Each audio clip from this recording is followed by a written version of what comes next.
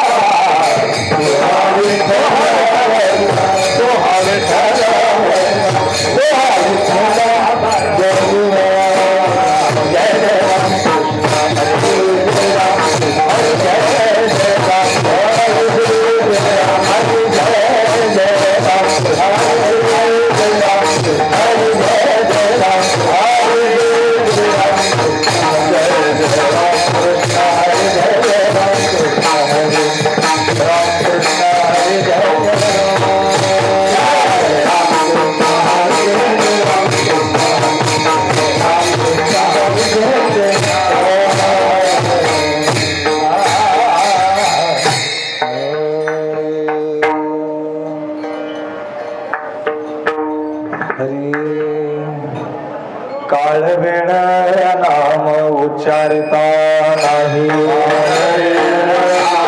उच्चारिता काळेण नाम उच्चारता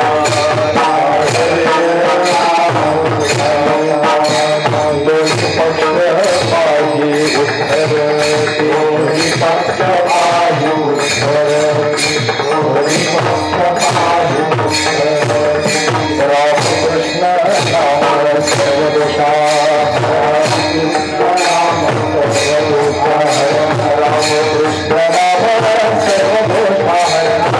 कृष्ण नाम सर्वदोषा शिवापायन हरि जय शिवापायन हरि जय शिवापायन हरि हरि नाम सार शिवाया नाम सार शिवाया हरि नाम सार शिवाया नाम सार शिवाया रूपमाता देवाची पूर्णवाणी रूपमाता देवाची पूर्णवाणी रूपमाता देवाची पूर्णवाणी ज्ञान देवाचा मना हरि मुखे मना हरि मना हरि मुखे मना हरि मुखे मना हरि मुखे पुण्याची गणना पुण्याची गणना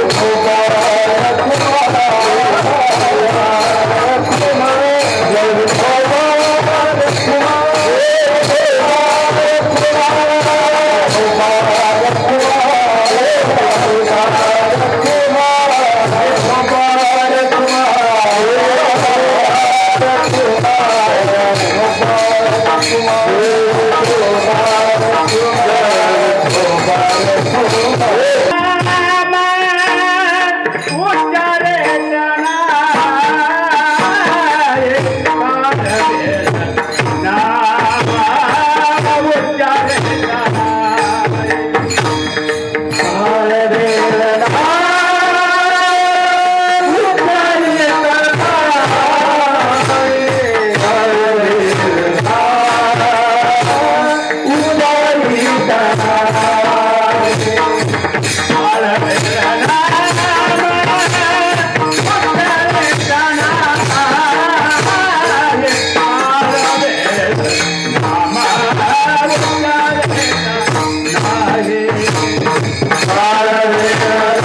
साधदेव सांगे दादा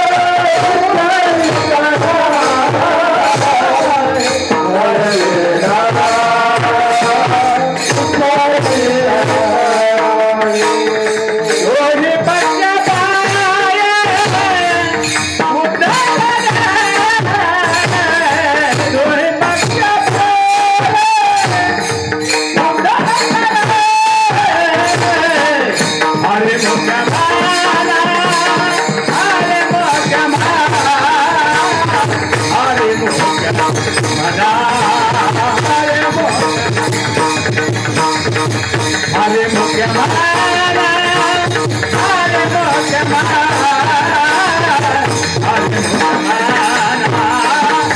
साधदेव सांगे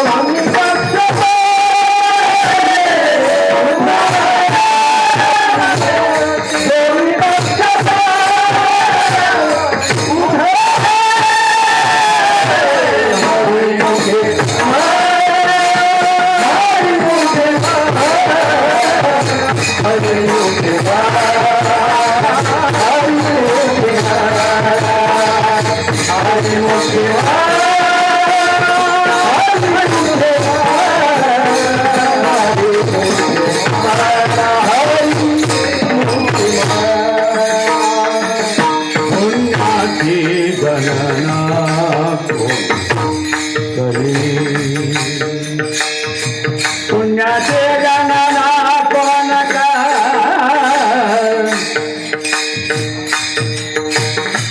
कोण करे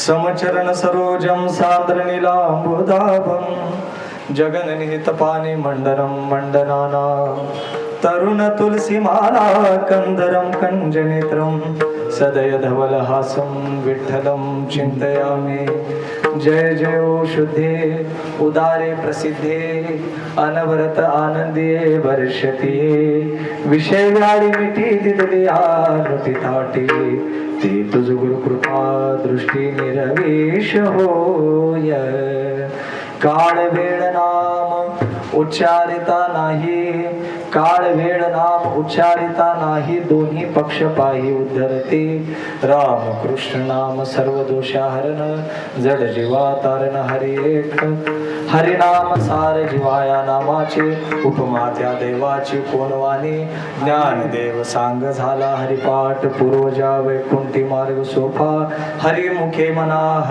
मना पुण्याची गणना कोण करी विठोबा रखुमाई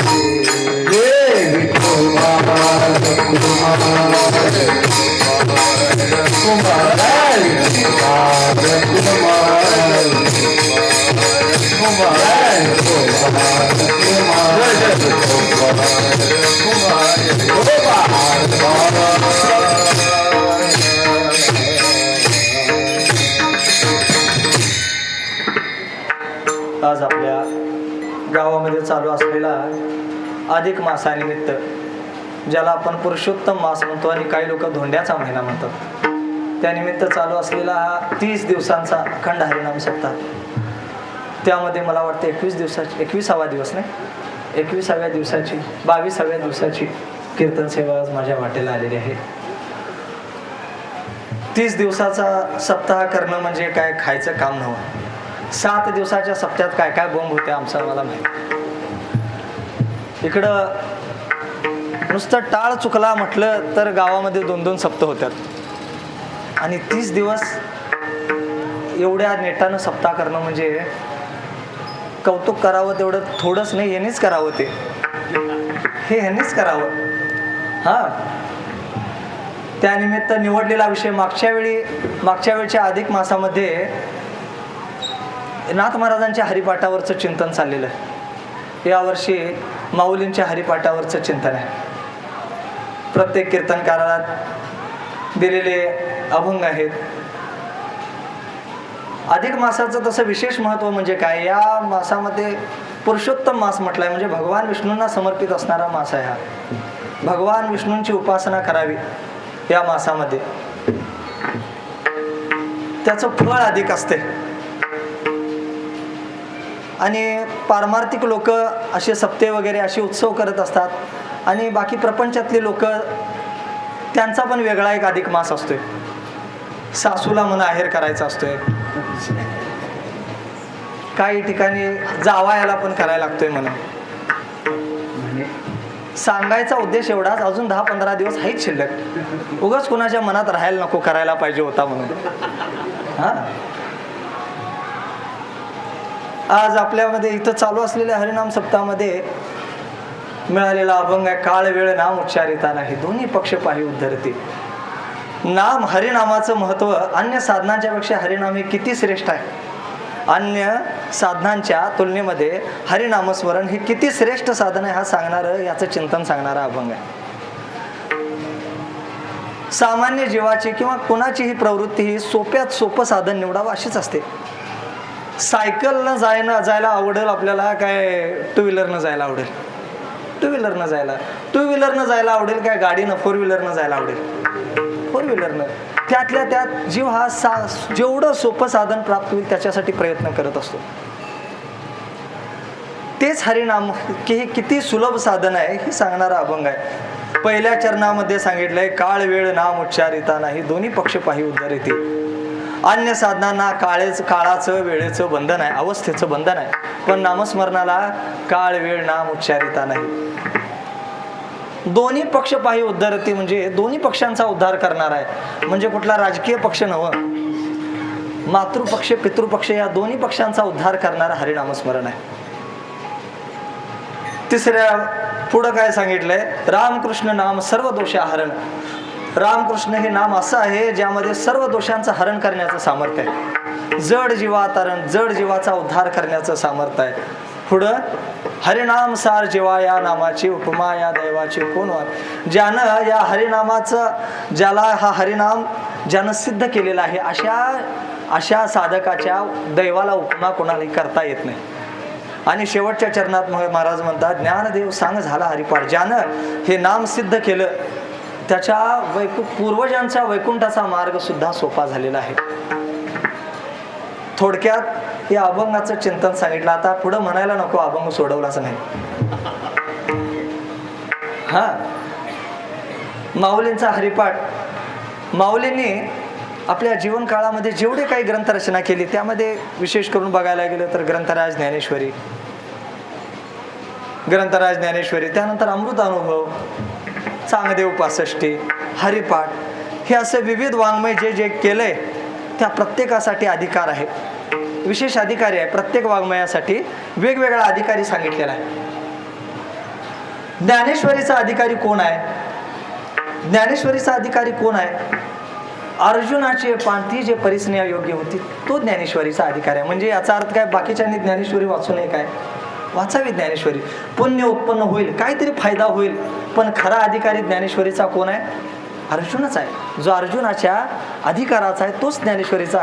नाहीतर गीता ही ज्ञानेश्वरी म्हणजे काय? गीतेवरची टीका आहे. गीतेवरची टीका. ज्यावेळी काही ठराविक शास्त्र जाणणाऱ्या लोकांची शास्त्रावर मक्तेदारी होती, अशा वेळी संस्कृत ज्याला कळत नाही, ज्याला अशा सामान्य जीवांच्यासाठी ते भगवद्गीतेचं संस्कृतमधलं ज्ञान माऊलींनी आपल्या बोलीभाषेमध्ये प्राकृतमध्ये आणलं.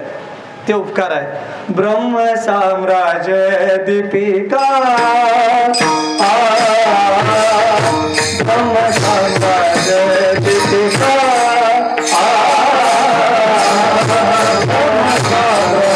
दीपिका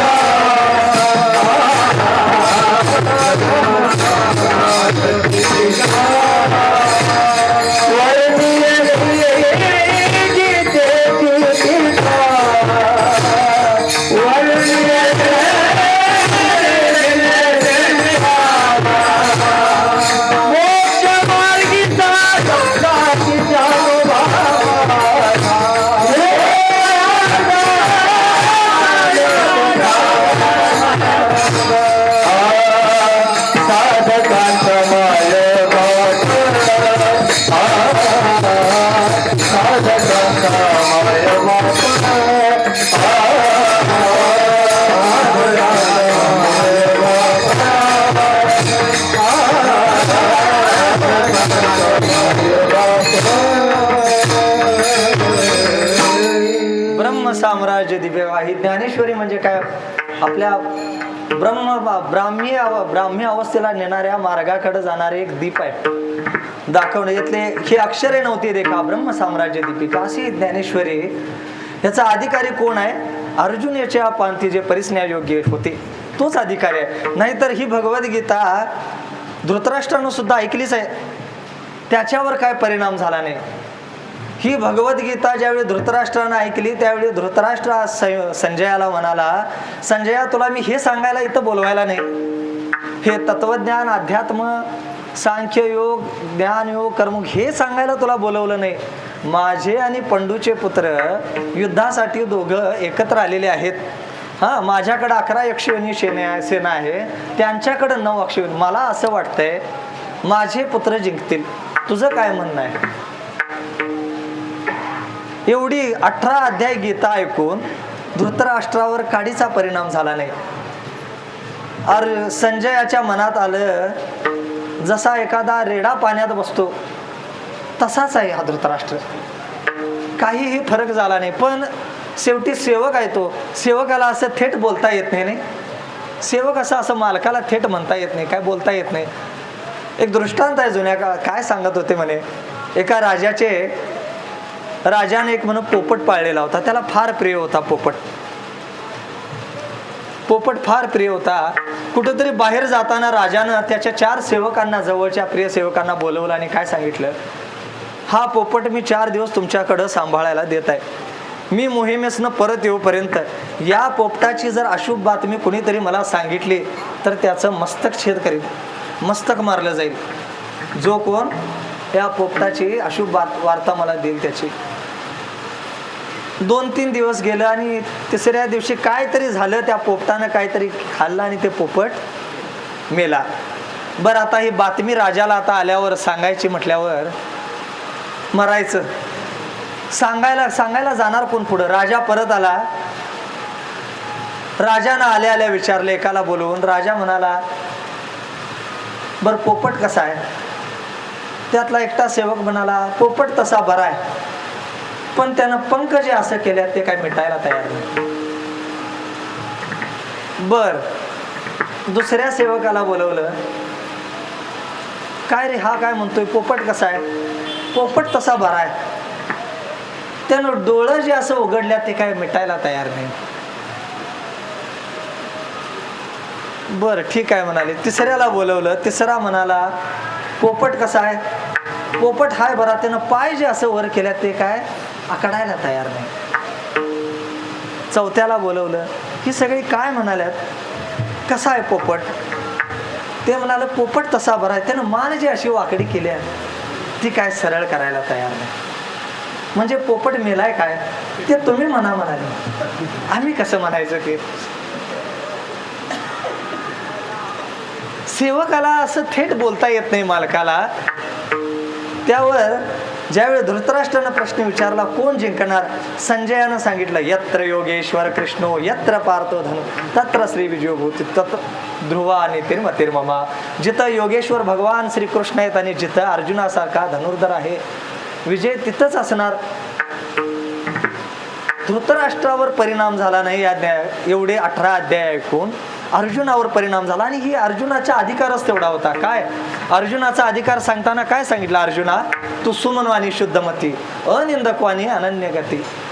अर्जुना तो कसा आहे? सुमनू, निर्मळ मनाचा, शुद्ध बुद्धीचा, कुणाचीही निंदा न करणारा आणि अनन्य शरण आहेस. ही तुझ्याकडे लक्षण आहेत म्हणून मी तुला हे सांगालोय. नाहीतर हे तत्वज्ञान, हे अध्यात्म विद्या देवानं आपल्या बायकोला सांगितली नाही, आपल्या पित्याला सांगितली नाही, आपल्या भावाला सांगितली नाही, आईला सांगितली नाही, फक्त अर्जुनाला सांगितली. अर्जुनाचे निमित्ते काय सांगितलं? फक्त अर्जुना सांगितले. अर्जुनासाठी उघड केलेलं हे ब्रह्मज्ञान अर्जुनाच्या निमित्तानं जैसे वत्साचे निवरसे दुबते होय घरोद्देशे तैसे अर्जुनाचे निमित्ते झाले जगदोद्धरण. जसं गाय ही दूध देते कुणासाठी? डेअरीसाठी, वासरासाठी दूध देते, पण त्याचा फायदा कुणाला होतो? घरातल्या सगळ्यांना होतो. तसं केवळ अर्जुनाच्या निमित्तानं सांगितलेली गीता पण जगताचा उद्धार झाला, पण खरा अधिकारी कोण आहे? अर्जुनच आहे. हा ज्ञानेश्वरीचा अधिकारी आहे. दुसरा ग्रंथ म्हणजे अमृतानुभव.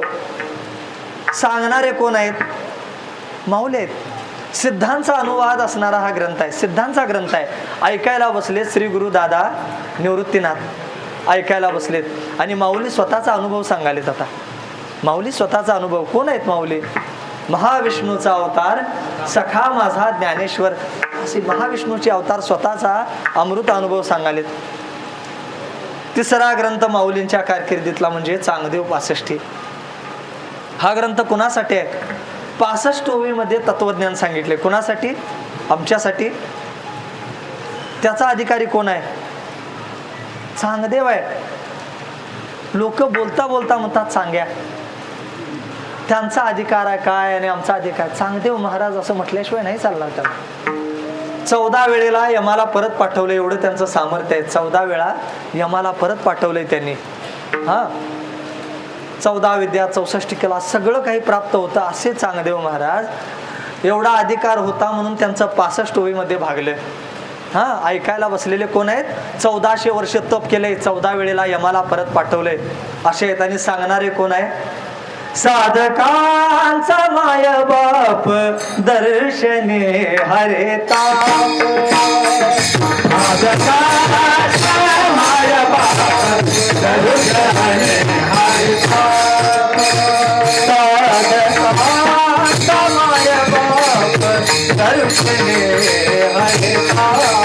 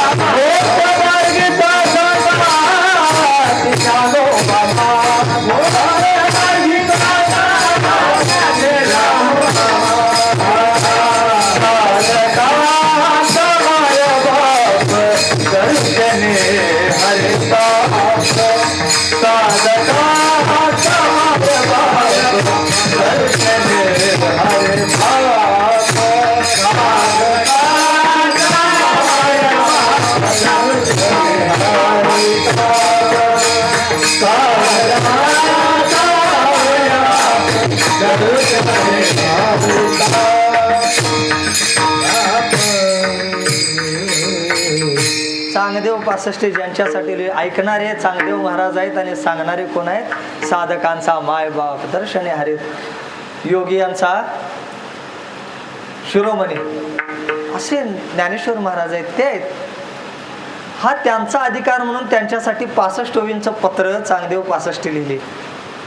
मग ज्यांचा अधिकार नाही, जे सामान्य संसारामध्ये अडकलेले जीव आहेत, त्यांच्या उद्धाराचं काय होणार? त्यांच्या उद्धाराचं काय होणार असा ज्यावेळी प्रश्न आला त्यावेळी त्यांच्यासाठी जी रचना केली त्यांना म्हणतात हरिपाठ. त्या हरिपाठाचा अधिकारी कोण आहे? असोनी संसारी जिव्हे वेगुक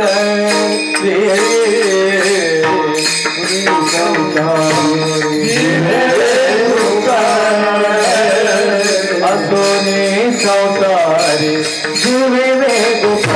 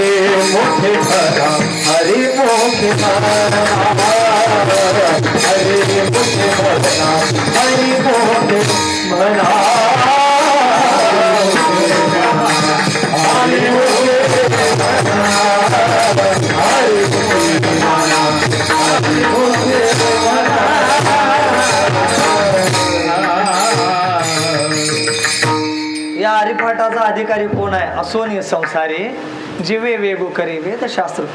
संसारामध्ये राहून काय कर? परमार्थ कर, हरि नामस्मरण घे, हरी नामस्मरण घे, हे सांगितलंय कुणासाठी? सामान्य जीवाला. पण लोक काय करतात माहित आहे? तेवढंच आपल्या सोयीचं आहे तेवढंच घेतात.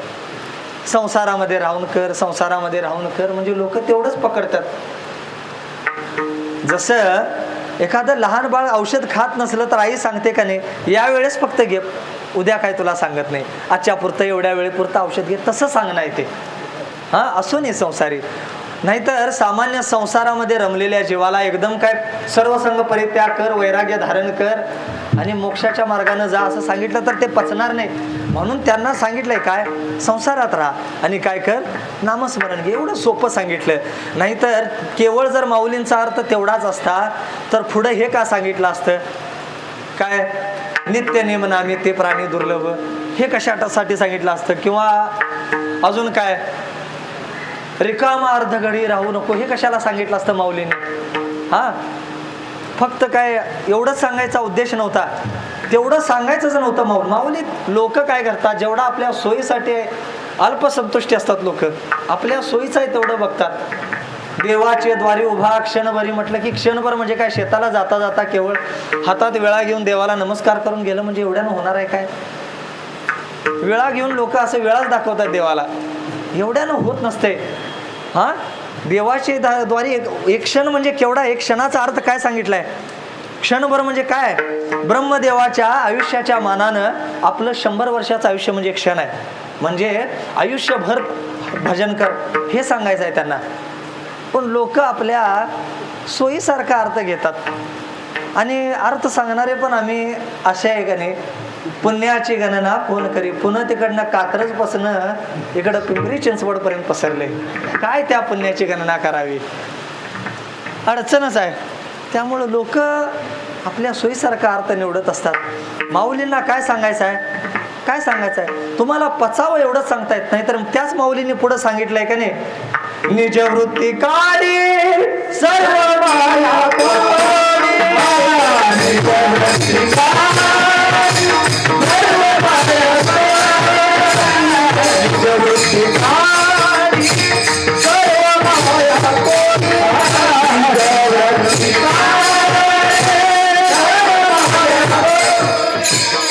रिकामार्ध घडी राहू नको, रिकामार्ध घडी राहू नको.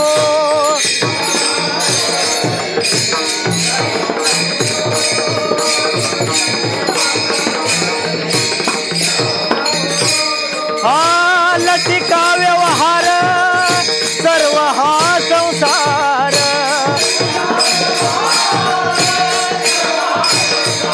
लटिका व्यवहार सर्व हा संसार,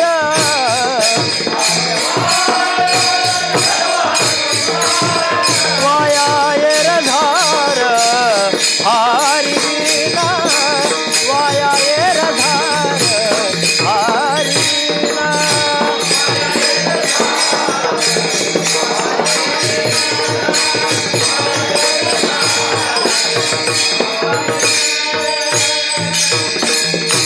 त्याच माऊलींनी सांगितलंय, लटिका व्यवहार सर्व हा संसार, वाया येरझार हरविन.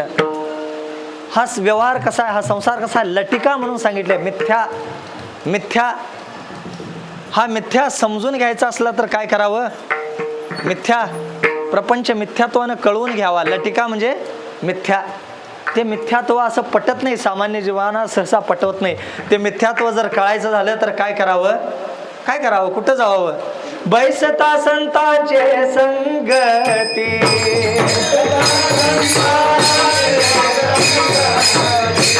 बैसता संतांचे संगती,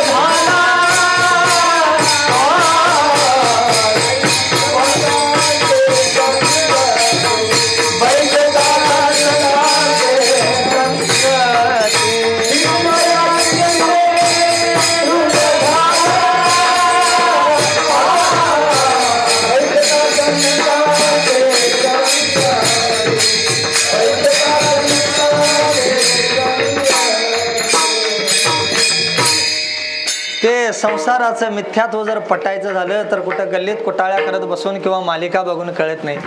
ते मिथ्यात्व जर समजून घ्यायचं झालं तर काय करावं? बैसता संतांचे संगती तद्विद्ये प्रणिपातेन परिप्रश्नेने सेवया उपदेक्षन्ति ते ज्ञानम ज्ञानेन हा तत्वदर्शिना. त्या गुरूंच्याकडे जावावं. बरं, या श्लोकावर गुरुजी बरेच वेळा बोलताना सांगायचे, हा श्लोक म्हणजे काय? सद्गुरूंना कसं शरण जावं हे सांगण्यासाठी सांगितलेला विधेय येतो. हा, तद्विद्ये प्रणिपातेन परिप्रश्नेने सेवया उपदेक्षन्ति ते ज्ञानम ज्ञानेन हा तत्वदर्शिना. यामध्ये सांगताना एक श्लोकातली मेघ सांगायचे ते कायम काय? इथं कुणाला शरण जा असं सांगितलंय? कुणाला शरण जा सांगितलंय? ज्ञानी आणि तत्वदर्शी अशा सद्गुरूंना शरण जा असं सांगितलंय गीतेच्या श्लोकामध्ये. ज्ञानेन हा तत्वदर्शिना. आणि आम्ही सद्गुरूंची लक्षणं सांगताना काय सांगतो? श्रोत्रिय, ब्रह्मनिष्ठ आणि कृपाळू ही 3 लक्षणं आणि आम्ही सांगतो. आणि गीतेच्या श्लोकामध्ये 2 लक्षणं सांगितले, श्रोत्रिय आणि ब्रह्मनिष्ठ, ज्ञानेन हा तत्वदर्शिना. तिथं कृपाळू हे पदच घातलेलं नाही गीतेच्या श्लोकामध्ये. आणि जर कृपाळू हे पद जर तिथं नसलं, कृपाळू हे जर पद नसलं तर किती मोठी अडचण होईल? किती मोठी अडचण होईल? तिथं अडचण होईल का?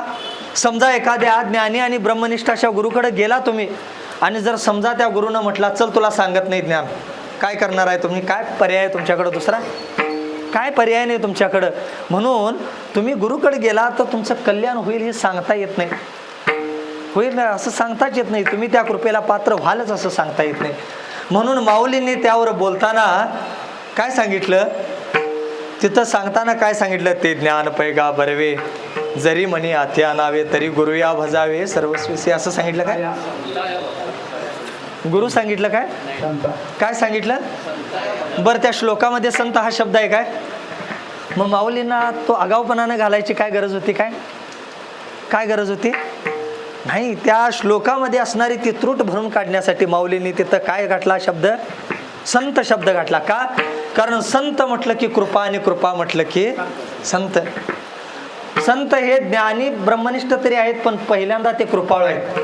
पहिल्यांदा ते कृपाळू आहेत. पहिल्यांदा ते कृपा करतात. काय? कृपाळू सज्जन तुम्ही संतजन किंवा तुम्ही सनका अधिक संत म्हणविता कृपावंत. तुम्ही कृपा केली या संतजने माझी अलंकारिली वाणी. कृपा म्हटलं की संत आला आणि संत म्हटलं की कृपा हे पहिल्यांदा आलंच. सद्गुरूंच्याकडे तुम्ही गेला तर सद्गुरू अधिकाऱ्याचाच फक्त उद्धार करतात. अधिकारी शिष्य असला तर त्याचाच फक्त उद्धार गुरूंच्याकडनं होतो. अनधिकाऱ्याचं कामच नाही गुरूंच्याकडे जायचं. असं असताना मग आम्ही आमच्यासारखे जड जीव ज्यांचं इंद्रिय दमन नाही, म्हणून निग्रह नाही, विवेक वैराग्य समाधी षटक काही नाही, यांचं काय व्हायचं? यांचा उद्धार कोण करणार? म्हणून त्यांना काय सांगितलं? संतांच्याकडे जा. कारण संत अधिकार बघत नाही. संत काय करतात? जसा ज्याचा अधिकार तसा त्याला उपदेश सांगतात. अधिकार तैसा करू उपदेश, अधिकार तैसा करू उपदेश,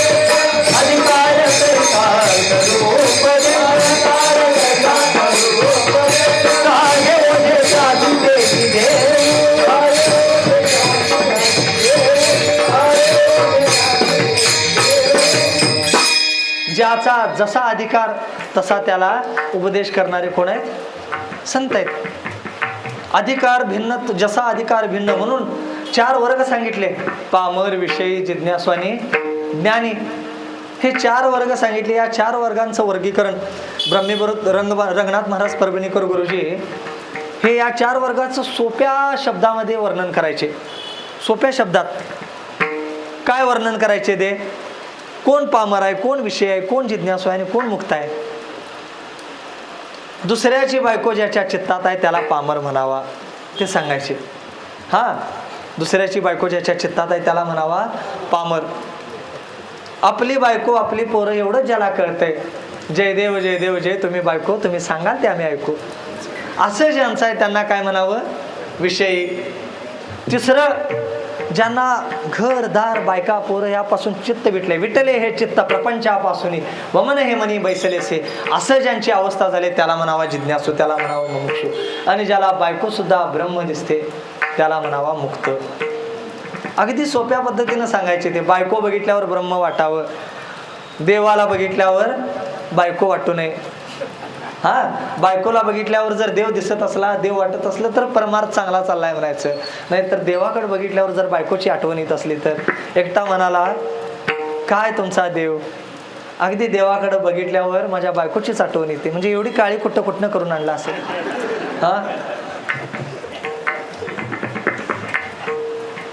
अगदी सोप्या पद्धतीनं, ज्यांचा मनोनिग्रह नाही, ज्यांचा इंद्रिय निग्रह नाही, अशांच्यासाठी ब्रह्मज्ञान नाही. अशांच्यासाठी ब्रह्मज्ञान नाही. ब्रह्मज्ञान हे अधिकाऱ्यांच्यासाठी आहे. मग त्यांनी काय करावं, त्यांच्यासाठी अगदी सोपं वारकरी संप्रदायाची संहिता सांगितली. इतके करे भरत्या परी, इतके करे भरत्या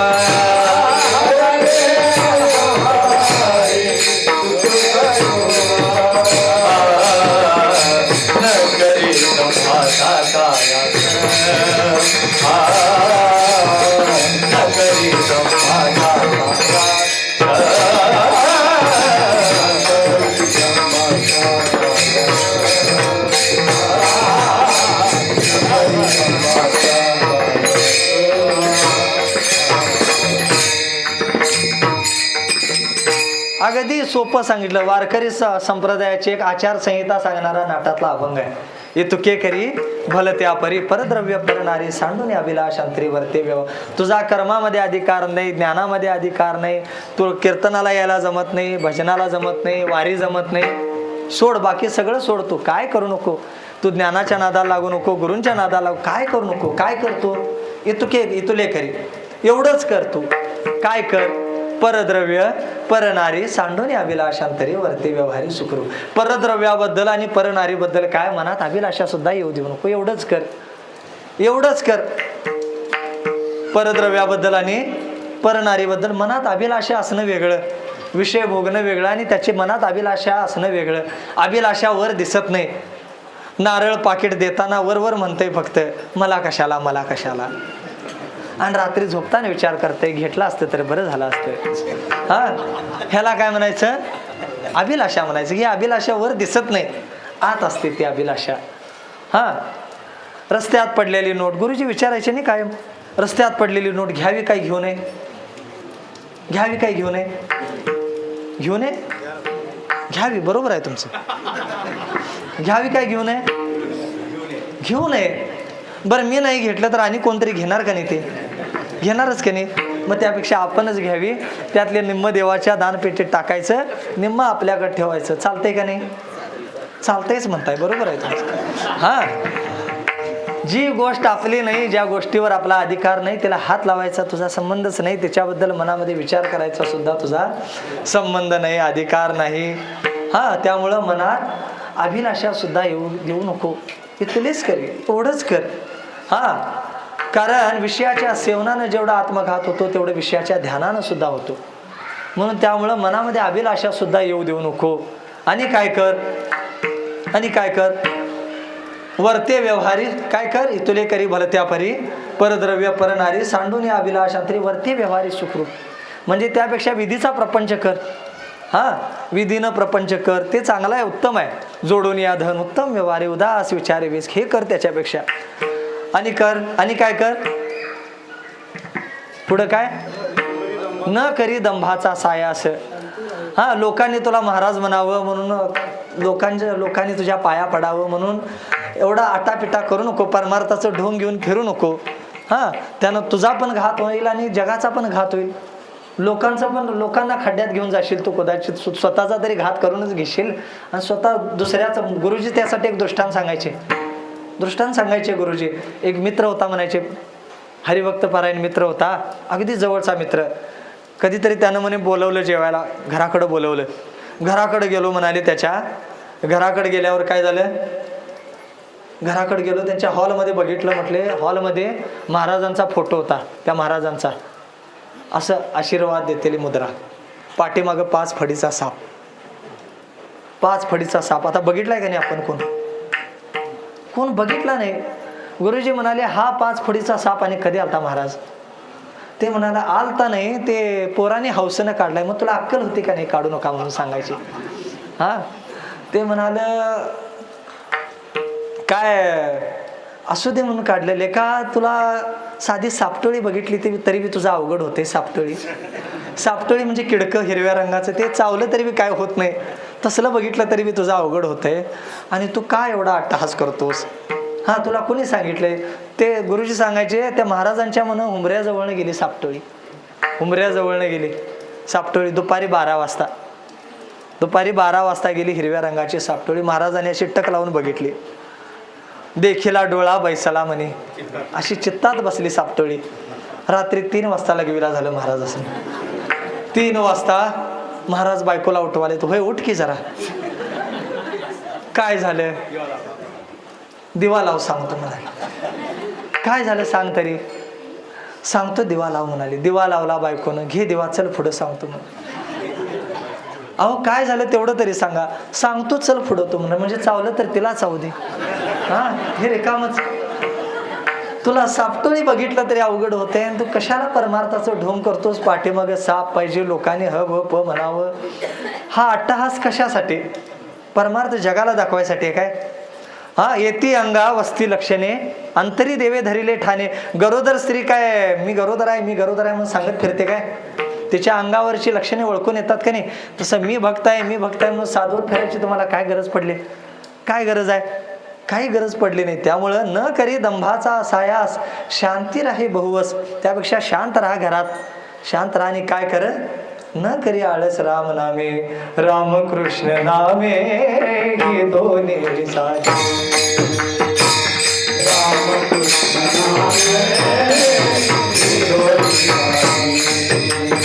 रामकृष्ण नामे हे दोन्ही साजे. रामकृष्ण नामे हे दोन्ही साजे. हृदय मंदिरे स्मरा काळे,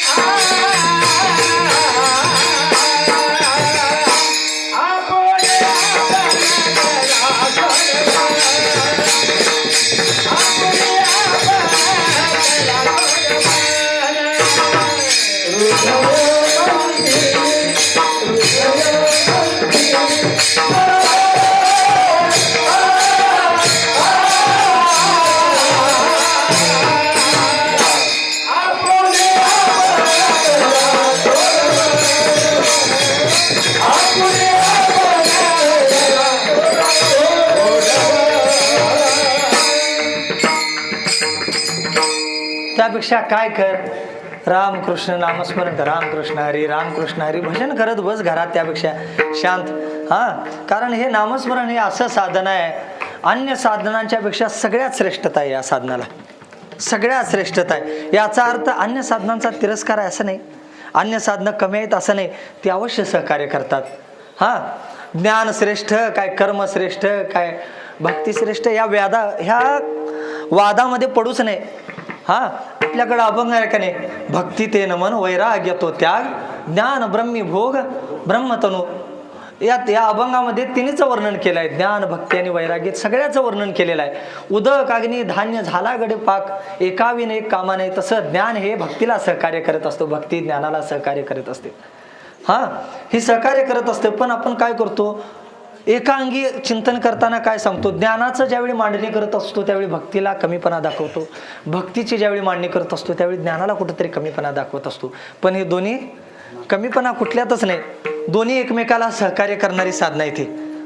सांगताना आपण सांगतो का नाही, आधी भक्तीने, जे ज्ञान सांगणारे लोक आहेत ते काय सांगतात माहिती आहे, आधी पुढे भक्तीने भरले हाती मग ज्ञान वैराग्य धर्म येते. म्हणजे एकदा तुम्हाला समजा भक्तीनं धरलं, भक्तीने धरले, मागं ज्ञान वैराग्य आपोआप येतच, हे सांगतात कोण, जे भक्तीचं प्रतिपादन करतात. हे जरी खरं असलं तरी पण असं पण आहे का नाही, बोधपुत्र निर्माण झाला जेव्हा, ममता म्हातारी मरून गेली तेव्हा, भक्ती बहीण धावून आली गावा. ज्यावेळी बोध निर्माण होतो आणि ममत्व ज्यावेळी संसारातलं सुटून जातं त्यावेळी भक्ती धावून येते. ममत्व का ज्ञानाशिवाय सुटेल काय, ज्ञानानं ज्यावेळी वैराग्य येईल त्याशिवाय ममत्व सुटेल काय. त्यामुळं ज्ञान श्रेष्ठ काय भक्ती श्रेष्ठ या वादात पडूच नाही. आपल्याला जे साधन सोपं वाटतंय त्या साधनावर आपला अधिकार ओळखता येणं फार सोपं. सगळ्यात महत्त्वाचं काय, प्रत्येकाला आपला अधिकार समजला पाहिजे. मी कोणत्या साधनेचा अधिकारी आहे हे प्रत्येकाला समजलं पाहिजे. माणसाचं आयुष्य जाते पण मी कुठला अधिकारी आहे तेच कळत नाही. आणि ज्यावेळी अधिकार कळतो त्यावेळी हातातनं वेळ गेलेली असते, हातातनं वेळ गेलेली असते. पण एक साधन आहे, अन्य साधनं जर बघितली, योगाला काळाची मर्यादा आहे. ज्ञान काळ वेळ नाम उच्चारिता नाही, तसं बाकीच्यांना मर्यादा आहे. काय, योग जर बघितला, यज्ञ बघितला, ज्ञान बघितलं, या सर्वांना काळाची वेळेची अपेक्षा आहे, अवस्थेची अपेक्षा आहे, देशाची अपेक्षा आहे. तसं नामस्मरणाला नाही. योगाचं जर यज्ञाचं जर चिंतन केलं, काही यज्ञ असतात ते ठराविक काळातच करावे लागतात, ठराविक अवस्थेतच करायला लागतात. काही यज्ञाला बसताना हा गृहस्थाश्रमोत्तरच व्यक्ती बसावा लागतो, यजमान बसतो, गृहस्थाश्रमीच बसावा लागतो यज्ञाला बसताना. तो अधिकारी आहे, अन्य त्याच्या अधिकारी नाही. यज्ञाला अधिकारी असावा लागतो. देशाचं बंधन आहे, काळाचं बंधन आहे. विशेष यज्ञ जे असतात ते विशेष कालावधीतच केले जातात, विशेष ऋतूतच केले जातात. तसं योगाला सुद्धा अधिकार, काळाचं वेळेचं बंधन आहे. योगाला सुद्धा काळाचं बंधन आहे, वेळेचं बंधन आहे. नाही तर योग कुठं पण होत नाही. योग म्हणजे आपल्याला काय वाटतंय, ते आस्था चॅनेलवर सकाळ सकाळी लावतात, रामदेव बाबा बसतात आणि आपण सकाळी उठून जे 4 आसनं करतो तेवढंच म्हणजे काय योग आहे काय. योगामध्ये 8 अंग आहेत की नाही, यम नियम आसन प्राणायाम प्रत्याहार ध्यान धारणा समाधी. योग एवढा सोपा आहे काय, एवढा सोपा नाही योग. नाहीतर आपल्याकडं कसं आहे माहिती आहे, बाहेर बायको TV बघत असते हॉलमध्ये आणि आत पाठीमागे साधना करायला बसलेले असते योगाला. असं असत नाही. योग करताना काय सांगितलंय, निगूढ मठ अथवा शिवालय असावे. माऊलीने सांगितलंय काळाचं बंधन आहे, वेळेचं बंधन आहे, तिथं देशाचं अवस्थेचं बंधन आहे, योगाला बंधन आहे. काही ठराविक योग आहेत ते ठराविक वेळेतच होतात. आता पंचाग्नी योग साधन जे सांगितलंय ते पावसाळ्यात करून चालत नाही. पंचाग्नी योग साधन तिथं काय असतं माहित आहे, 5 भोवत्या आपल्या भोवत्यानं 4 दिशेला अग्नी पेटवायचा. 4 दिशेला 4 अग्नी, वर दुपारी 12 वाजताच्या उन्हामध्ये एका शिळेवर बसून ती योग साधना करायची असते. आता हे पावसाळ्यात करता येत नाही. सूर्याचा प्रखर प्रकाश असावा लागतो, प्रखर तेज असावं लागतं. त्यावेळी 4 दिशेला अग्नी पेटवून आपण त्यामध्ये ती योग साधना करायची असते. योगाला, त्या ठराविक योगाला वेळेचं बंधन आहे, काळाचं बंधन आहे. तसं ज्ञानाला पण काळाचं बंधन आहे. योग ते कसं माहित आहे, ज्ञान सुद्धा कुठल्याही अवस्थेत प्राप्त होत नाही, कुठल्याही अवस्थेत प्राप्त होत नाही. प्राप्त होत नाही म्हणजे ठराविक वेळेमध्येच साधना करावी लागते. म्हातारपणी सगळं काही गेल्यावर या ज्ञानाच्या मार्गाने जाऊन काही उपयोग होत नाही. कसं आहे माहीत आहे, ठराविक वेळेतच ठराविक गोष्टी व्हाव्या. आपल्याकडं लग्न योग्य वयात होतात का नाही? लग्न कितव्या वयात होतात आपल्याकडं? 25-30च्या वयात होतात. 60व्या वर्षात लग्न करून काय उपयोग होईल? काय नाही होत. आणि रिटायरमेंट कधी कधी देतात आपल्याकडं सर्व्हिसमधनं? 55 ते 60 ह्या वेळेतच रिटायर करायचं असते. ह्या वेळेतच रिटायर करायचं असते का नाही? आता रिटायर करतात याचा अर्थ काय? ह्यानं काय फार मोठा पराक्रम केलाय असं नव्हतं. हा माणूस आता कामाच्या लायकीचा राहिलेला नाही, एवढंच त्याच्या मागं अर्थ असतो. तसं जे शरीर कामाच्या लायकीचं राहिलेलं नाही ते ज्ञानानं साधना करायच्या, विवेकाच्या वैराग्याच्या प्राप्तीच्या लायकीचं राहील काय? याचा अर्थ काय प्रत्येकाला प्राप्त होणार नाही असं पण नाही. एखादा महात्मा असा पण असेल ज्याचं पूर्व सुकृत आहे, ज्यानं पूर्वी साधना केलेली आहे, योग भ्रष्ट असेल, त्याला होईल कदाचित. याचा अर्थ प्रत्येकाला होईल असं नाही, प्रत्येकाला होईलच असं नाही.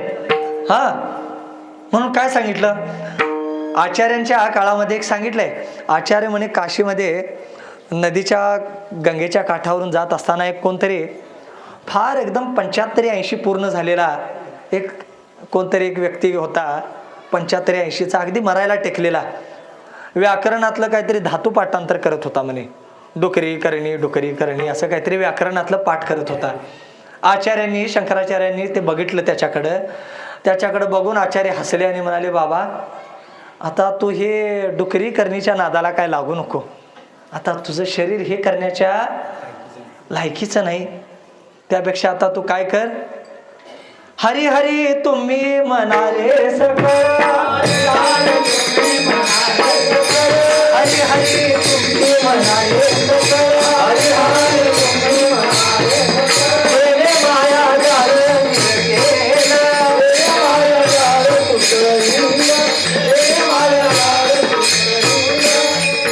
आता तू बाकी काही करायच्या भानगडीत पडू नको. आता तू काही बाकी भानगडीत पडू नको. तू आता काय करायच्या अधिकाराचा आहेस? फक्त आता नामस्मरण घे, तेच तुला तारणार आहे. आणि बाकीच्या अवस्थेच्या मानानं या हरिनामस्मरणाला काळाचं, वेळेचं, अवस्थेचं, देशाचं काही बंधन नाही. कधीही नामस्मरण घ्या. एखादा मंत्र जपताना त्यासाठी तुम्हाला काही शुचिर्भूतता पाळावी लागते, शुचिर्भूतपणा पाळावा लागतो. पण नामस्मरणाबद्दल सांगताना काय सांगितलंय? न धुवावे न लगे आंघोळी न लगे तोंड धुवावे. आंघोळी न लगे तोंड धुवावे. आंघोळ करायची गरज नाही. तोंड याचा अर्थ आंघोळ करू नकोसा असा नव्हतं. आंघोळ करा, पण याचा अर्थ आंघोळ नसली, तोंड नाही धुलं, तुम्ही कुठल्याही अवस्थेत असू दे, कुठल्याही वेळी, कुठल्याही काळामध्ये ते नामस्मरण घेतलं तरी फळामध्ये काही बदल होत नाही. तुम्हाला ते फळ हे देणारच. असं सगळ्या श्रेष्ठ सांगितलेलं साधन म्हणजे काय? हरिनामस्मरण. हे पहिल्या ओळीमध्ये सांगितलं, काळ वेळ नाम उच्चारिता नाही, दोन्ही पक्ष पाही उद्धरती. आता याचा अर्थ काय सांगितला? दोन्ही पक्ष पाही उद्धरती म्हणजे काय? या नामस्मरणानं काय होतं? दोन्ही पक्षांचा उद्धार होतो. दोन्ही पक्ष म्हणजे काँग्रेस आणि भाजप नव्हे. कुठल्या पक्षांचा उद्धार होतो? मातृकुळ आणि पितृकुळ अशा दोन्ही पक्षांचा उद्धार होतो. अन्य साधनं जी आहेत, अन्य साधनं जी मुक्तीची जी साधनं आहेत ती फक्त ज्या साधकाचाच फक्त उद्धार करतात. जो साधना करतो त्याचाच फक्त उद्धार करणारी अन्य साधनं आहेत. ज्ञान कुणाचा उद्धार करतंय? ज्याला ज्ञानाची दृढ अप्रोक्ष अनुभूती त्याचाच. योग कुणाचं कल्याण करेन? साधना करेल त्याचंच. पण हरिनामस्मरण असं नाही. हरिनामस्मरण असं नाही. ते कुणाचा उद्धार करतं? आईकडच्या 21 कुळांचा आणि वडिलांच्याकडच्या 21 कुळांचा, अशा एकूण 42 कुळांचा उद्धार करण्याचं सामर्थ्य हरिनामस्मरणामध्ये आहे. असं प्रमाण पण आहे आपल्याकडं, दृष्टांत प्रमाण आहे पुराणामध्ये. तसं काय सांगितलंय? नरसिंह भगवान हिरण्यकशिपूचा ज्यावेळी वध केला, नरसिंह भगवानाने ज्यावेळी काय केलं? वध केला हिरण्यकशिपूचा. नरसिंह भगवानांचा राग काही केल्या शांत होईना, काही केल्या शांत होईना. सगळ्या देवाने प्रयत्न करून बघितले, सगळे देवाले प्रयत्न करून बघितला. नरसिंह भगवंतांची ती अवस्था बघितली, ते विक्राळ स्वरूप, तो क्रोध बघितला. कोणी जवळ जायला धजावे ना.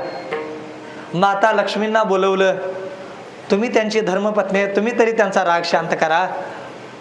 माता लक्ष्मी म्हणाली, हे गिराक आता माझ्याच्यानं आवरणार नाही.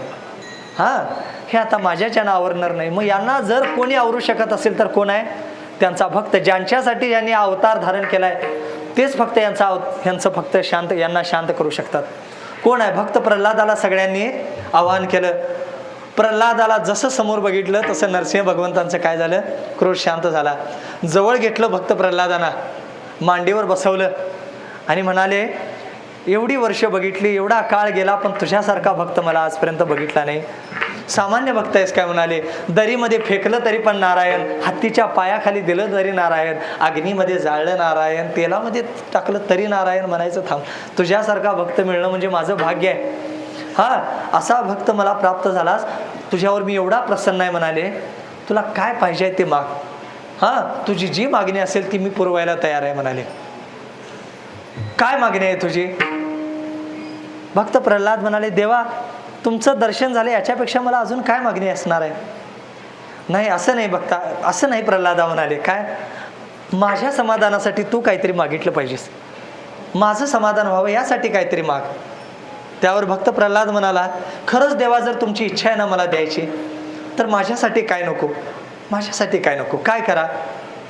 माझे वडील हिरण्यकशिपू, एवढं पाप केलं त्यांनी, एवढा अधर्म केला, एवढा अधर्म त्यांनी केलाय, एवढं पाप केलंय.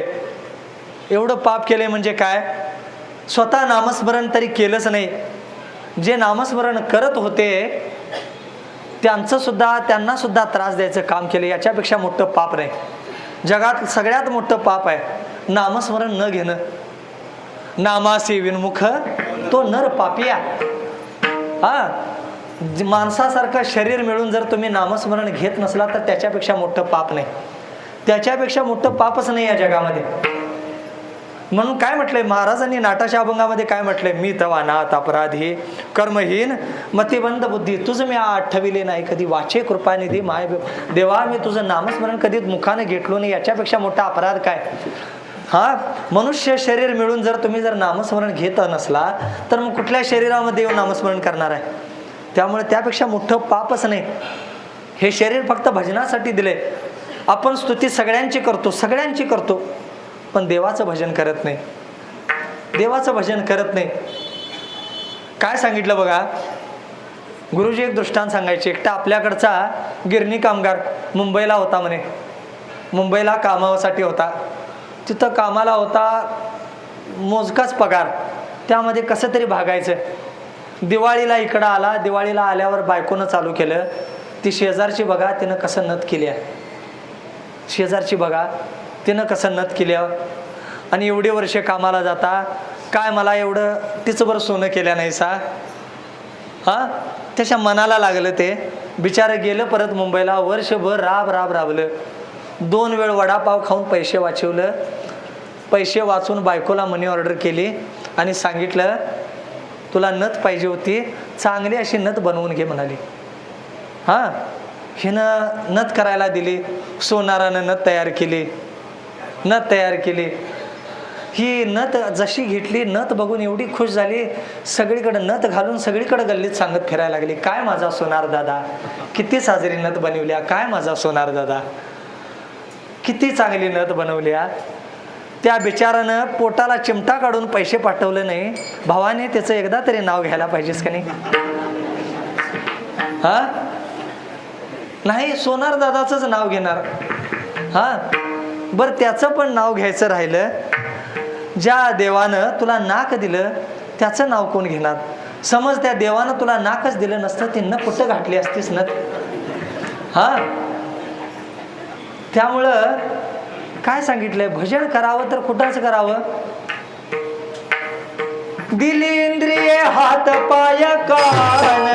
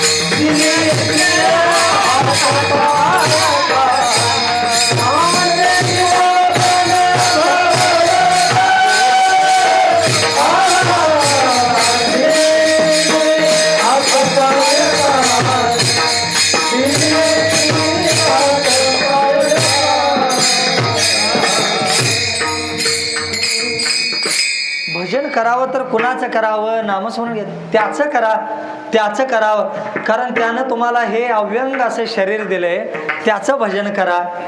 जेने हा जीव दिला दान,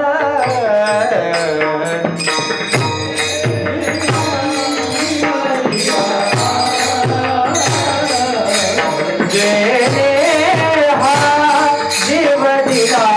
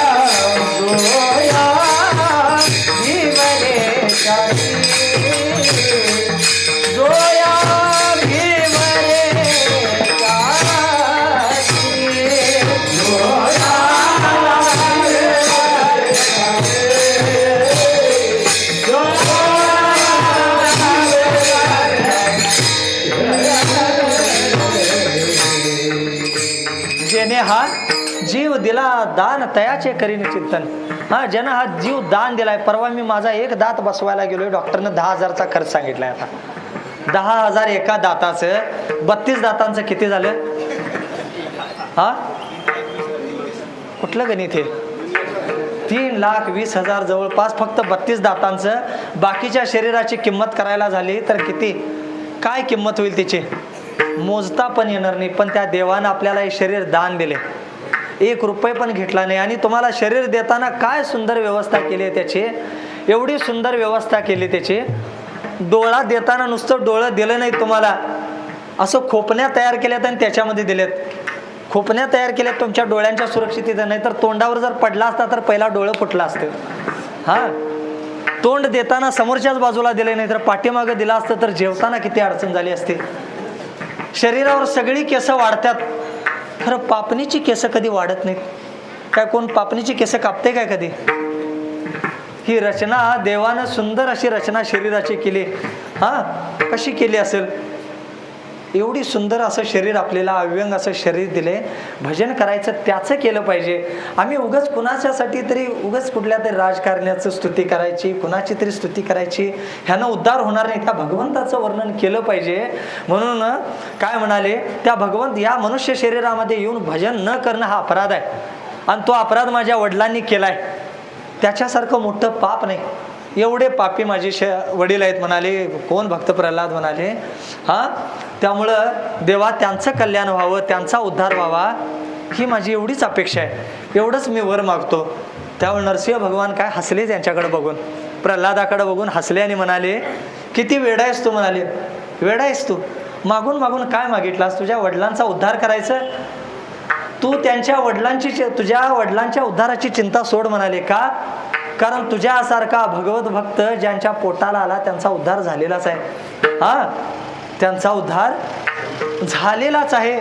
कसं उद्धार झालेला आहे? ज्यावेळी तू तुझ्या मातेच्या गर्भामध्ये प्रवेश केलेला आहेस, त्यावेळीच तुझे वडील धन्य झाले, त्यावेळीच तुझे वडील कृतार्थ झालेले आहेत. धन्य माता पिता तयाची, धन्य माता पिता तयाची.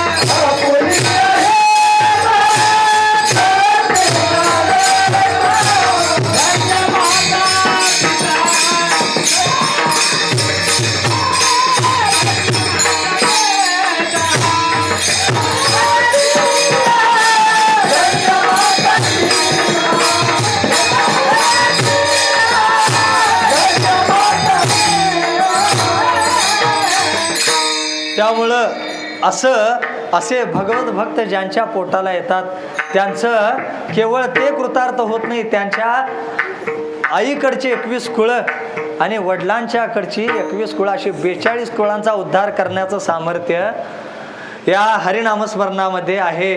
पवित्र ते कुळ पावन तो देश,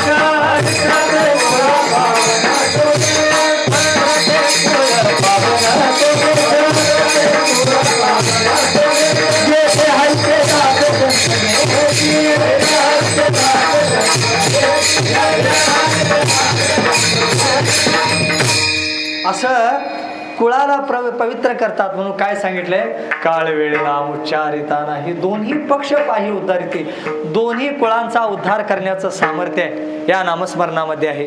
अशी दोन विशेष श्रेष्ठता सांगितल्या. पहिल्या ओळीमध्ये काय सांगितलं, अन्य साधनांना काळाचं वेळेचं अवस्थेचं मर्यादा आहे, पण हरिनामस्मरणाला ती मर्यादा नाही. दुसऱ्या ओळीमध्ये सांगितलं काय, फक्त साधकाचा जो साधना करणार आहे त्याचं उद्धार करण्याचं सामर्थ्य अन्य साधनामध्ये आहे, त्याच्या कुळाचा उद्धार करण्याचं सामर्थ्य कोणामध्ये आहे, हरिनामस्मरणामध्ये आहे.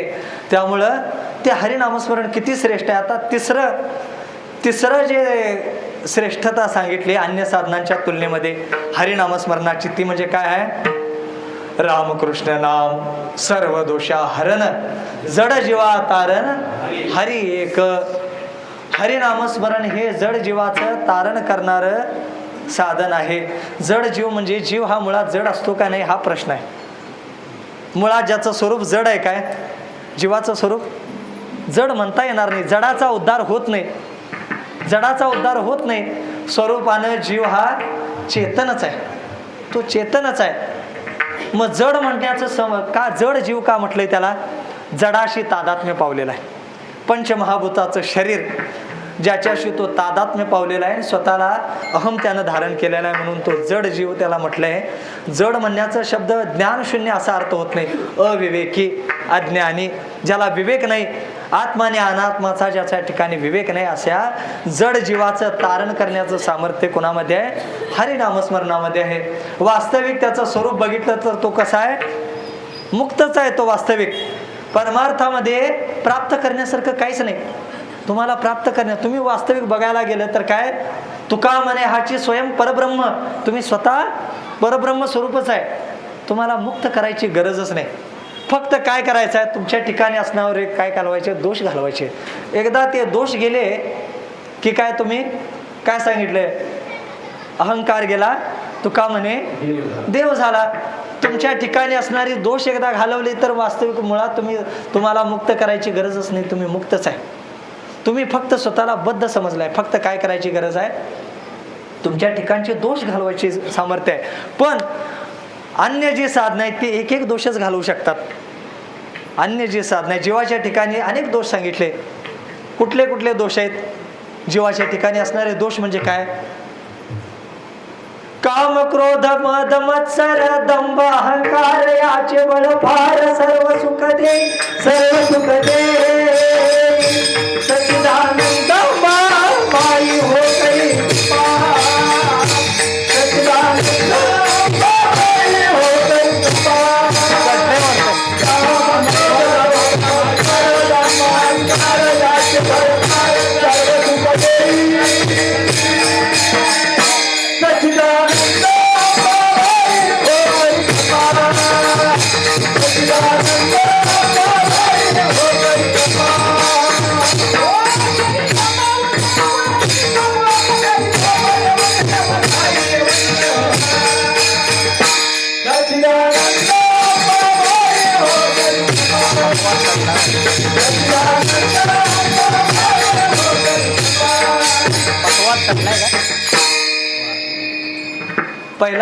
पहिला दोष आहे काय, काम क्रोध मद मत्सर दंभ अहंकार, हे दोषच आहेत. जीवाच्या ठिकाणी असणारे दोष आहेत, हे दोष आहेत. तिसऱ्या अध्यायामध्ये सांगितलंय ना, प्रश्न आहे अर्जुनाचा, अथ केन प्रयुक्तोयम पापम चरती पुरुषः. अर्जुनानं प्रश्न विचारलाय देवा.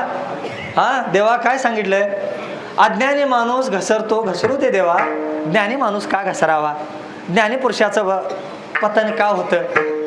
किती सोपा प्रश्न आहे अर्जुनाचा देवाला. काय म्हणतो अर्जुन, म्हणजे कसा प्रश्न आहे बघा. एखादा दारुडा जर दारू पिऊन जर गटारीत पडलं, कडेला पडलेलं असलं तर लोक काय फार त्याची चौकशी करत नाहीत, कारण रस्त्याच्या कडेला पडलं हा त्याचा जन्मसिद्ध अधिकारच आहे. एखाद्या दिवशी नाही पडलं तर लोक चौकशी करतात, काय वाज कमी घेतली काय जरा. हा, तसाच प्रश्न आहे अर्जुनाचा. देवा, अज्ञानी माणूस घसरतो, घसरू दे, ज्ञानी माणूस का घसरावा? त्याचं उत्तर देवानं दिलंय. काय अर्जुना, त्यासाठी काय कारणीभूत आहेत? कामेश क्रोधेश रजोगुण समुद्भवा. हे काम क्रोधादी विकार आहेत, हे अज्ञानाचं पतन करतात, नवल नाही ज्ञानाचं सुद्धा पतन करतात. हे मुख्य दोन लीडर आहेत, काम आणि क्रोध. हे दोन आले तर बाकीच्यांना काय सप्त्याची वेगळी पत्रिका द्यायची गरज नाही. ते पाठीमागून येतातच. लोभ, मद, मत्सर, दम हे सगळे पाठीमागून आलेलेच आहे ते मंडळ. हा, हे सगळ्यात मुख्य आहे ते काम क्रोध. हा, मग हे दोष आहेत. हे दोष घालण्याचं सामर्थ्य कोणामध्ये आहे? हरिनामस्मरणामध्ये आहे. काय करावं हे दोष घालवायचं झालं तर काय करावं? समजा एखाद्या बाटली आहे, रिकामी बाटली, त्यामध्ये हवा असते का नाही? बाटलीमध्ये हवा असते का नाही? त्या बाटलीमध्ये जर हवा काढायची झाली तर काय करावं? काय करावं? व्हॅक्यूम पंपनं जर ती ओढली हवा तर ती बाटली पिचकून बसते. हां, त्यामुळे तशी हवा काढायची नसते. काय करावं? त्या बाटलीतली हवा काढायची झाली तर त्यामध्ये पाणी भरावं. त्यामध्ये जर पाणी भरलं त्यातली हवा निघून जातं. तसं आपल्यामधले काम क्रोधादी विकार जायचे झाले तर काय करावं? तुका म्हणे देह भरिला विठ्ठल,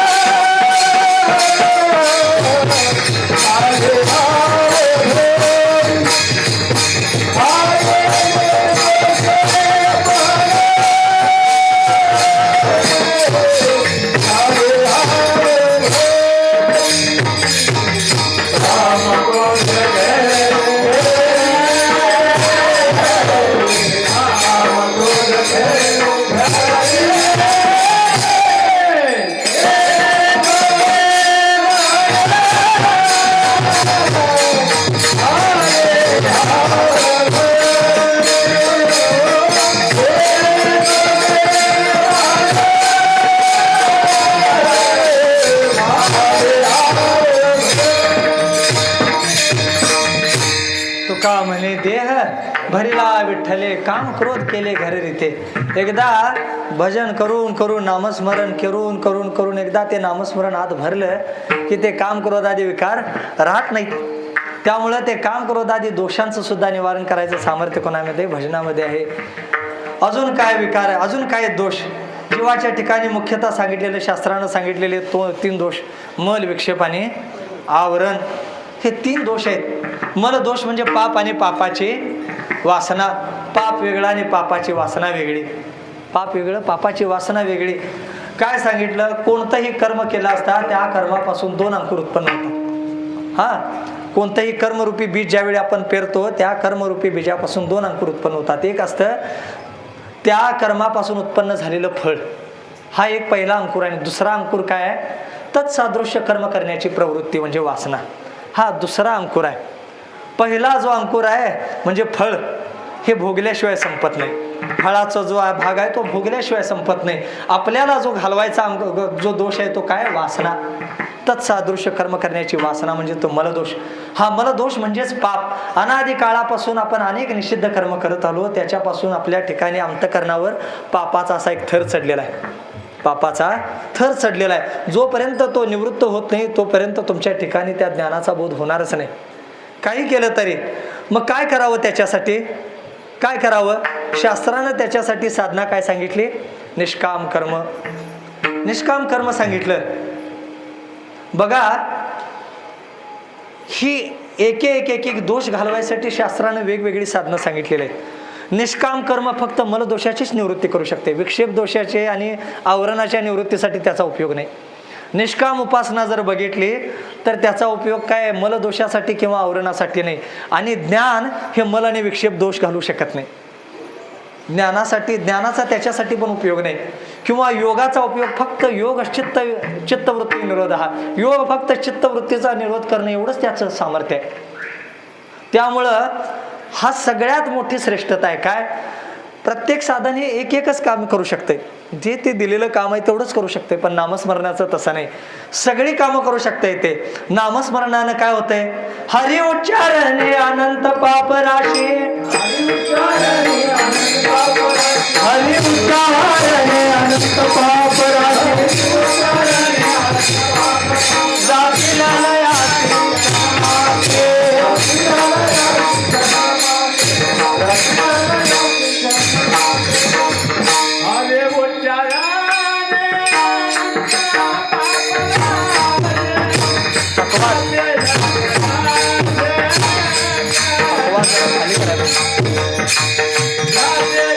पकवाज वाढल्यावर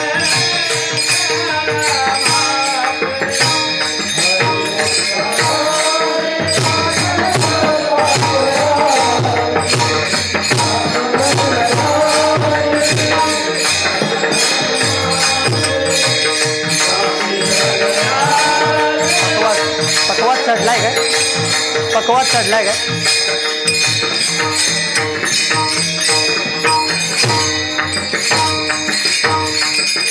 हरे उच्चारणे अनंत पाप राशी. जातील लयासी क्षण मात्रे. हरे उच्चारणानं काय होतं? मलदोष निवृत्त करता येतो. नामस्मरणानं मलदोष सुद्धा निवृत्त होतो. दुसरा दोष सांगितला विक्षेप. त्याच्यासाठी साधना काय सांगितली? निष्काम उपासना. विक्षेप दोष म्हणजे बुद्धीची चंचलता. बुद्धीची चंचलता. आपली बुद्धी स्थिर असत नाही. आपलीच काय महात्म्याची बुद्धी स्थिर राहत नाही बऱ्याच. बुद्धी चंचल होत असते. आपली बुद्धी स्थिर होत नाही. त्यासाठी शास्त्रानं काय सांगितलंय? निष्काम उपासना हे साधन सांगितलंय. पण आपल्याकडं दुसरं साधन सांगितलं नाही वेगळं. भजनच करा म्हटलंय. त्यासाठी सुद्धा काय करा? नामस्मरण करा. सदा नाम घोष करू हरिकथा तेने सदा चित्ता समाधान. चित्ताची एकाग्र अवस्था म्हणजे समाधान. असं जे आपल्याकडं सांगितलेलं आहे. काय समाधान म्हणजे काय? चित्ताची एकाग्र अवस्था म्हणजे समाधान. ते विक्षेप निवृत्ती करण्याचं सामर्थ्य कुणामध्ये आहे? कुणामध्ये आहे? हरिनामस्मरणामध्ये ते सुद्धा आहे. त्यामुळं काय करा? भजनच करा. आता एवढे 2 दोष निवृत्त झाल्यानंतर तिसरा राहिलेला दोष आवरण, तो घालवायचं काम कोण करतंय? सद्गुरू करतात. ते आपल्या हातात नाही. त्या सद्गुरूंची भेट होणं काय आपल्या हातात आहे काय? मग काय करावं? काय करायला पाहिजे? त्या सद्गुरूंची भेट व्हायसाठी विशेष पुण्य लागते. विशेष पुण्य. जे पुण्य आहे ते विशेष आहे. त्यासाठी अंतकरणामध्ये तळमळ पाहिजे. काय सांगितलं? काय प्रमाण आहे? कोण पुण्य कोण गाठी. कोण पुण्य कोण गाठी. होया ऐतिहाची भेटी. होया ऐतिहाची भेटी.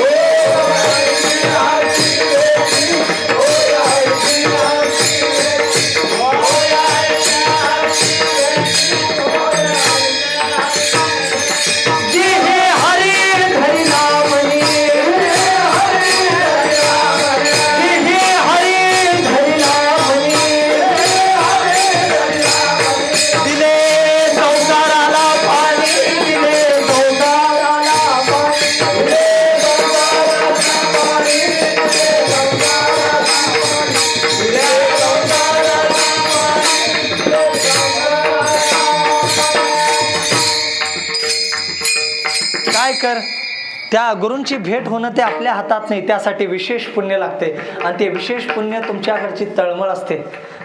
मन आणि विक्षेप दोष निवृत्त झाल्यानंतर तुम्ही काय करायचं? त्या सद्गुरूंची भेट व्हायची झाली तर भजनच करायचं, नामस्मरणच करत राहायचं, नामस्मरण करत राहायचं. त्यानं काय होतंय, आता मल विक्षेप दोष निवृत्तीनंतर केलेलं नामस्मरण हे शुद्ध पुण्य उत्पन्न करते.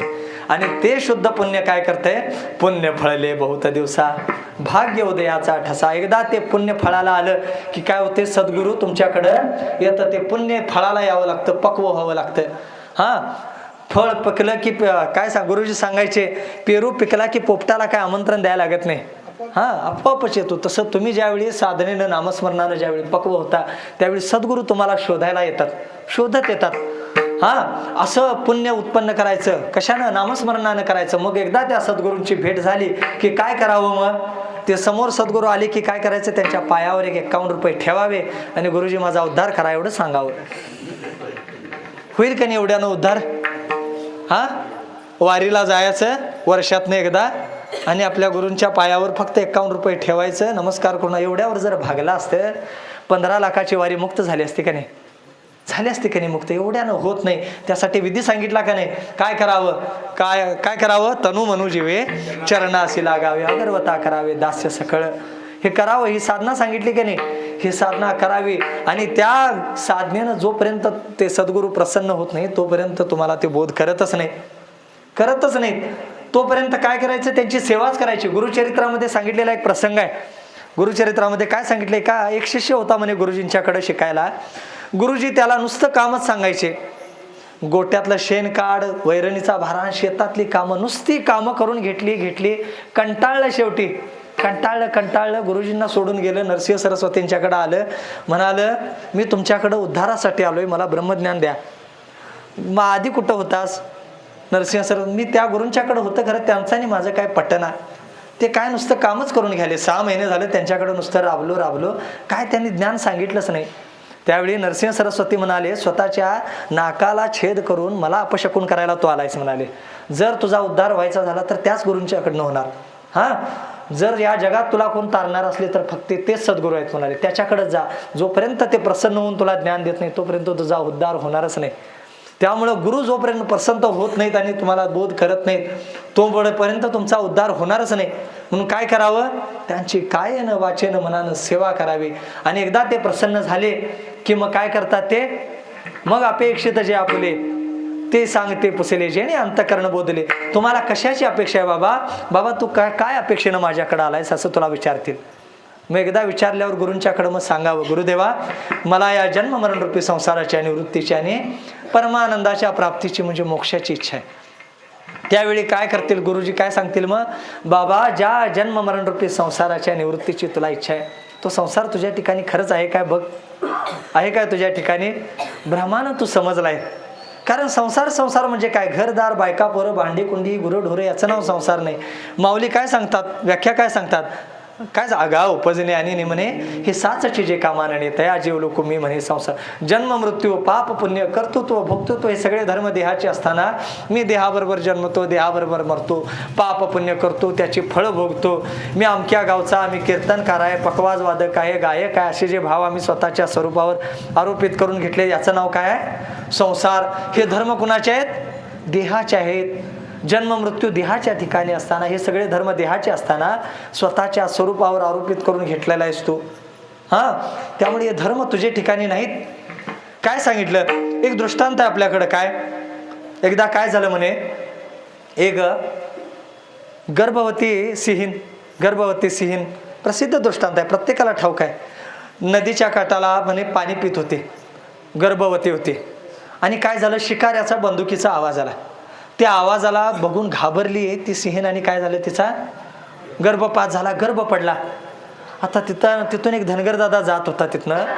त्या धनगर दादाला काय वाटलं, दया आली, हे जर बछडा असंच पडलं तर कोणतरी काहीतरी होईल, कोणतरी घेऊन जाईल, एखादं हिंस्र पशु काहीतरी खाऊन जाईल, काय करावं आपण, याला घेऊन जावं. म्हणून काय केलं, त्या बछड्याला घेतलं आणि त्या धनगर दादानं पाळायला घेऊन गेला आपल्याकडं, आपल्या मेंढरांच्या मध्ये सोडलं.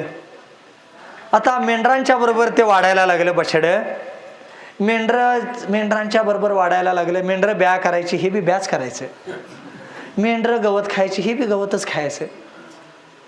हां, एकदा काय झालं, असं दिवस चालले. एक दिवस काय झालं, खरोखर एकदा सिंहानं डरकाळी फोडली. खरोखरचा सिंह तिथं, दुसरा एक सिंह तिथं आला. डरकाळी फोडली. ती डरकाळी म्हणजे सामान्य कोणाची नव्हती डरकाळी, उत्तर मीमांसेची डरकाळी होती ती. हां, उत्तर मीमांसेची डरकाळी होती. तत्त्वमसी अशी ती डरकाळी होती. बाकीचे बघून सगळे घाबरले, पळायला लागले, सगळे पळून गेले ब्या ब्या ब्या म्हणत. हे बी ब्या ब्या करत पळायला लागले त्यांच्या पाटनं. सिंहाला प्रश्न पडला, अरे हे दिसायला तर माझ्यासारखंच आहे, हे का पळतंय? हां, बोलवून घेतलं. ए इकडे म्हणाले, इकडे जरा तुला सांगतो. ती बाकीची पळू दे, तू का पळालास, तू का घाबरालास? मी बी ह्यांच्यातलाच आहे ना म्हणाले ते. सिंह म्हणाला, तू ते ह्यांच्यातला नाहीस, इकडे तुला सांगतो म्हणाले. सिंह जवळ घेऊन गेला, नदीच्या काठाला घेऊन गेला, त्याला दाखवलं, बघ तुझी लक्षणं बघ, माझी लक्षणं बघ, तुझं रूप बघ, माझं रूप बघ, तुला मिशा आहेत, मला पण मिशा आहेत, तुझे दात बघ, माझे दात बघ, दोघांचे दात एकसारखेच आहेत, तुला दाढी आहे, मला पण दाढी आहे का नाही, तुझा चेहरा माझा चेहरा, तुझं नाक, अगदी दोघांची लक्षणे एकसारखी असताना तू ती मेंढरांच्या सारखा असशीलच कसा? पटलं का नाही तुला? तू माझ्यासारखा सिंह आहेस तू, पटलं का नाही? तसं सद्गुरू सुद्धा तुम्हाला सांगतात. काय सांगतात? अरे तू स्वतःला अज्ञानाने जीव समजालायस, तू जीव नाहीस. कोण आहेस तू? कोण आहेस? जे देवाची उपाधी माया आणि तुझी उपाधी जर अविद्या जर बाजूला काढली तर ते माया विशिष्ट चैतन्य, तो अविद्या विशिष्ट चैतन्य, दोघातलं चैतन्य एकच आहे. आणि ते चैतन्य जगाला अधिष्ठान आहे हे जर तुला कळलं तर तू कोण आहेस? तू साक्षात परब्रह्म आहेस. हे कळलं. आता हे कळाल्यावर ते बछड्याला म्हटलं, आता तुला पटलं का नाही? पटलं का नाही तू सिंह आहेस हे पटलं का नाही? आता सांग तुझा संवाद, आता सांग तुझं काय मत आहे, कोण आहेस तू सांग. आता त्यावेळी त्या बछड्यानं परत ब्या केलं नाही. बछड्यानं परत ते ब्या करेल काय? आता त्या बछड्यानं सुद्धा डरकाळी फोडली. त्या बछड्यानं डरकाळी फोडली. ती डरकाळी कशी होती माहित आहे? मी वासुदेव तत्वता,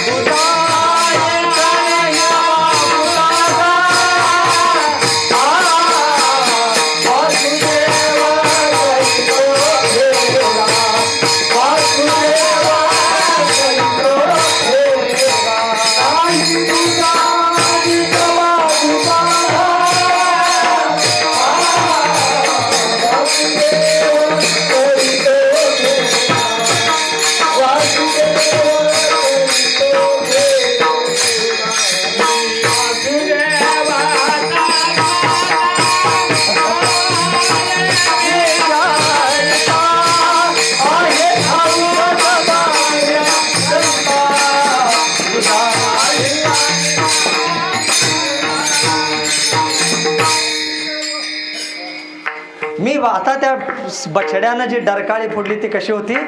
मी कोण आहे? मनोबुद्धी हंकार चित्तानि नाहं, न च श्रोत्र जीवा न च घ्राण नेत्रं न च व्योम भूमिर्न तेजो न वायु चिदानंद रूपं शिवोहम शिवोहम. मी कोण आहे? मी मन नाही, बुद्धी नाही, चित्त नाही, अहंकार नाही, पंचप्राण नाही, पंचकोश नाही, स्थूल सूक्ष्म कारण शरीर नाही, स्वप्न जागृती सुषुप्ती अवस्था नाही. मी कोण आहे? चिदानंद रूप शिव ही माझी खरी ओळख असताना जन्म मरणाचं बंधन माझ्या ठिकाणी आहे काय? कुठलं बंधन माझ्या ठिकाणी राहिलं? मरण कुणाला? जे जन्मलंय त्याला मरण. कोण जन्मलंय? शरीर जन्मलंय. माझं आत्मतत्व कसं आहे? अज आहे, अजर आहे, अजर अमर आहे. अज म्हणजे ज्याला जन्म रहित आहे, त्याला जन्म नाही. अजर आहे, अजर म्हणजे त्याला विकार नाहीत. अज आहे, अजर आहे म्हणून ते अमर आहे. न जायते म्रियते वा कदाचितायं भूत्वा भविता वा न भूयो अज शाश्वतोऽयं पुराणो हन्यते हन्यमाने शरीरे नैनं छिन्दन्ति शस्त्राणि नैनं दहति पावकः. हे माझं असं माझं आत्मस्वरूप असताना माझ्या ठिकाणी ते जन्ममरणरूपी संसार राहीलच कसा? असं हे नामस्मरण काय सांगितलेलं आहे? जड जीवाचा सुद्धा उद्धार करण्याचं साधन आहे असं म्हणून काय सांगितलंय? रामकृष्ण नाम सर्व घोषाहरण जड जीवा तारण हरी एक विठोबार कुमाई.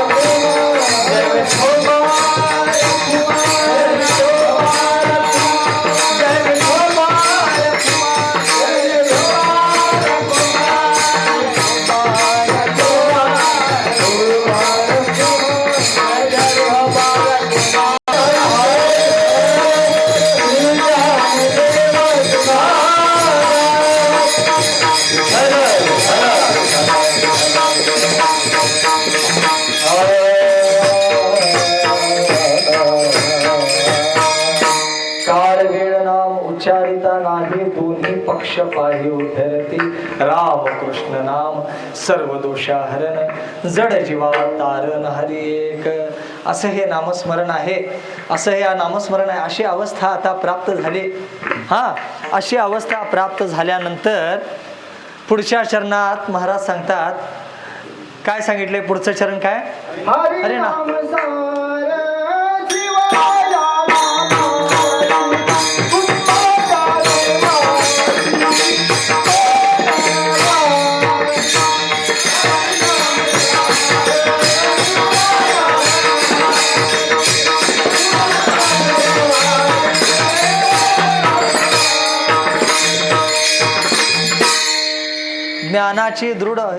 ज्ञानाची दृढ अप्रोक्ष अनुभूती आल्यानंतर किंवा आत्मसाक्षात्कार झाल्यानंतर महात्म्यानं काय करावं, त्याचं शिल्लक असलेलं प्रारब्ध तरी भोगून संपवायला पाहिजे का नाही? मग असं ते शिल्लक राहिलेलं प्रारब्ध भोगताना त्या महात्म्यानं काय करावं, कसं वागावं? वास्तविक बघायला गेलं तर शास्त्रानं त्यासाठी कुठलाही विधी सांगितला नाही. त्यानं कसं राहावं शास्त्रामध्ये कुठेही उल्लेख नाही. पण आम्ही मात्र चौकशा करत असतो. त्या महात्म्यासाठी आम्ही नियम ठेवतो. गजानन महाराज चिलीम वडतात म्हणून तू वडायला जाऊ नको. ते महात्मे आहेत, त्यांना चालतं. ते विष पण पचवायची ताकद आहे त्यांच्याकडं, तुझ्याकडं नाही. त्यामुळं त्यांचं अनुकरण करायला जाऊ नको. महात्म्यांनी कसं वागावं हे आम्ही ठरवायचं नसते. त्यांच्या प्रारब्धाप्रमाणे त्यांचे भोग असतात, ते भोगत असतात. त्यांच्या लीला असतात काही, त्या आम्हाला आमच्या मानवी बुद्धीला त्या कळत नाहीत. त्यामुळे त्यांचं अनुकरण करायला जायचं नाही आणि त्यांनी कसं वागावं हे आम्ही सांगायला जाऊ नये. सांगायला जाऊ नये.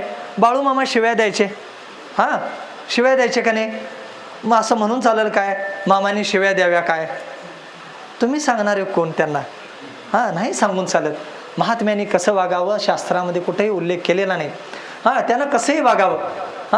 पण वरवर चिंतन करताना काय सांगितले? तो महात्मा कदाचित प्रेतवत असेल, पिशाचवत असेल किंवा बालवत असेल.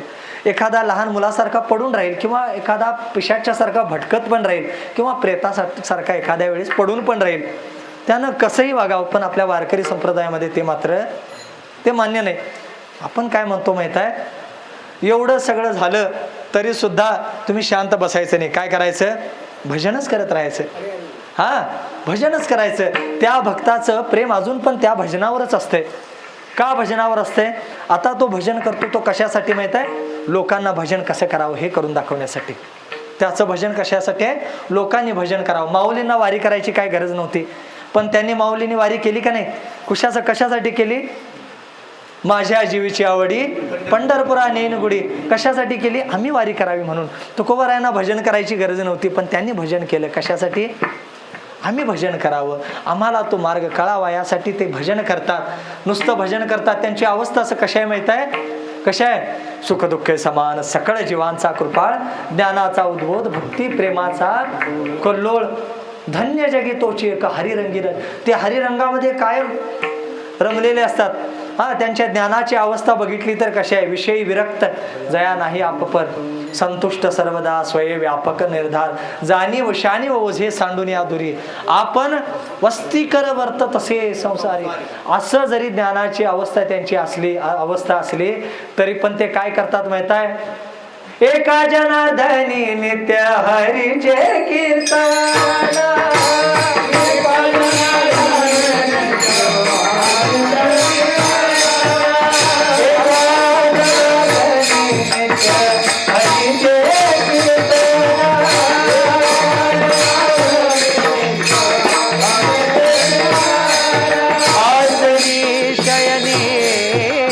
सदा हरीचे चिंतन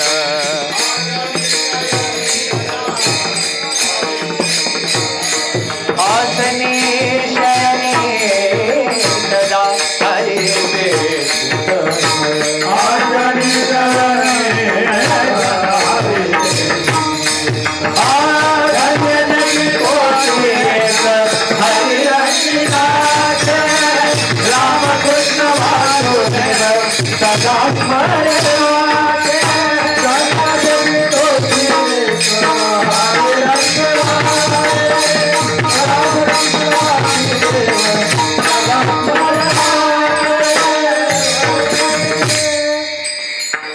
असा जो महात्मा असतो ज्ञानाची दृढ अप्रोक्ष अनुभूती आल्यानंतर सुद्धा तो काय करत असतो एका जनार्दनी नित्य हरीचे कीर्तन नित्य आहे त्याचं भजन अखंड चालूच आहे त्याचं नामस्मरण त्याचं भजन अजून बंद झालं नाही का का त्याचं भजन बंद झालं नाही कारण काय सांगितलंय ओवी काय भोग मोक्ष बापुडी तेजली कुळे काय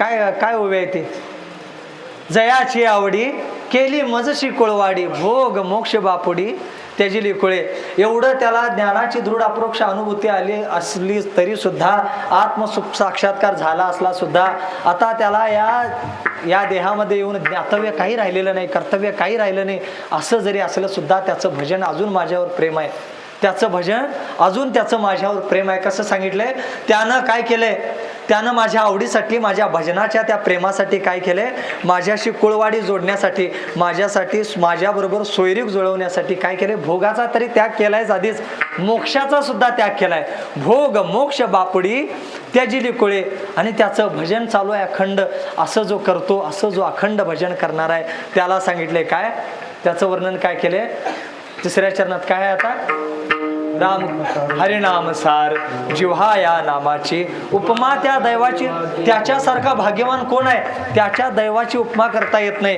कारण दैव म्हणजे भाग्यवान म्हणजे काय अनुकूल पत्नी असणं अनुकूल घरामध्ये सगळं काही प्राप्त होणं हे भाग्य नाही हे भाग्याचं लक्षण नाही भाग्याचं लक्षण काय हा ज्ञानाची दृढ अप्रोक्ष अनुभूती येणं परमार्थामध्ये पक्व दशा येणं म्हणजे काय पिकली या सेंदे कडूपण गेले तैसे आम्हा केले पांडुरंगे अशी जर ज्ञानाची पक्व अवस्था आली तर समजावं काय काय तुका म्हणे भाग्य या नावे म्हणजे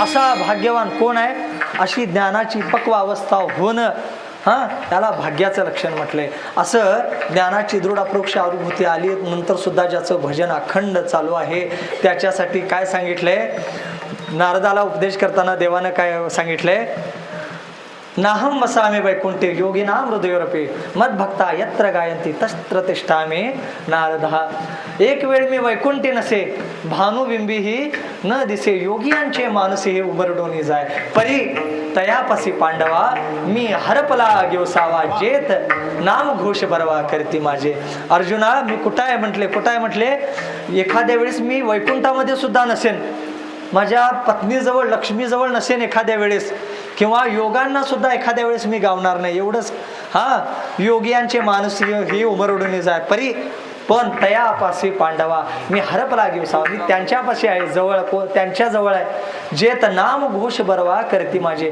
जे बरवा नामघोष करतात त्यांच्या जवळ मी कायम आहे असं देवानं सांगितलं आता बरवा नामघोष म्हणजे आमचं भजन नवं ज्ञानानंतर ज्ञानाची दृढ अप्रोक्ष अनुभूती आल्यानंतर जे केलेलं ज्ञानोत्तर प्रेमलक्षणा भक्ती कल्पित द्वैत स्वीकारून केलेलं जे भजन आहे ज्यामध्ये कुठलाही दोष नाही असं अव्यभिचारी भक्ती त्याला म्हणतात काय बरवा नामघोष असा बरवा नामघोष जे करतात त्याच्या जवळ भगवंत असतो अशाची उपमा अशाच्या दैवाची उपमा करता येत नाही शेवटच्या चरणात काय म्हटले ज्ञानदेव सांग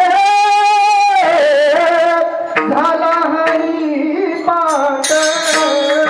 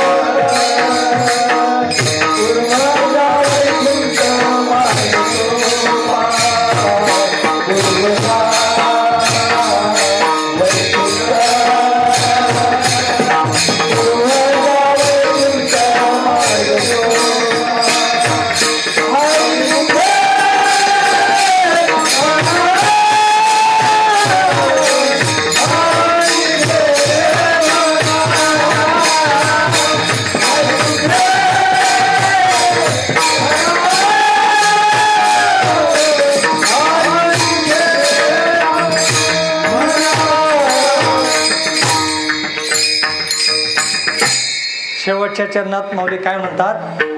ज्ञानदेव सांग झाला हरिपाठ पूर्वजा वैकुंठ मार्ग सोपा. म्हणजे काय? ज्ञानदेव सांग आता हरिपाठ झाला, आता चला जेवायला, असा अर्थ आहे काय? हरिपाठ सांग होणं म्हणजे काय? हरिपाठ सांग होणं म्हणजे काय? नाम सिद्ध होणं. नाम सिद्ध होणं. साधन म्हणून घेतलेलं नामस्मरण वेगळं आणि त्याच नामाच्या साधनेची पूर्तता झाल्यानंतर ते नाम सिद्ध ज्यावेळी होतं त्यावेळी प्रयत्नानं नामस्मरण करायला लागत नाही. जाणीवपूर्वक नामस्मरण करायला लागत नाही.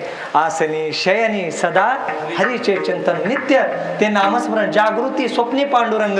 जागृतीत तरी भजन चालूच राहतं, पण झोपल्यानंतर सुद्धा त्या सिद्ध अवस्थेमध्ये ते भजन चालू राहतं. याला अशी अवस्था जर झाली तर काय म्हणतात? सांग होणं. हरिपाठ सांग होणं. असं ज्यावेळी ते नाम सिद्ध होतं त्यावेळी काय होतं? फक्त त्या साधकाचा उद्धार होतो असं नाही. पूर्वजा वैकुंठ मार्ग सोपा. फक्त त्याचाच उद्धार होत नाही. त्यानं काय होतं? मातृ पितृ भ्राता सगोत्र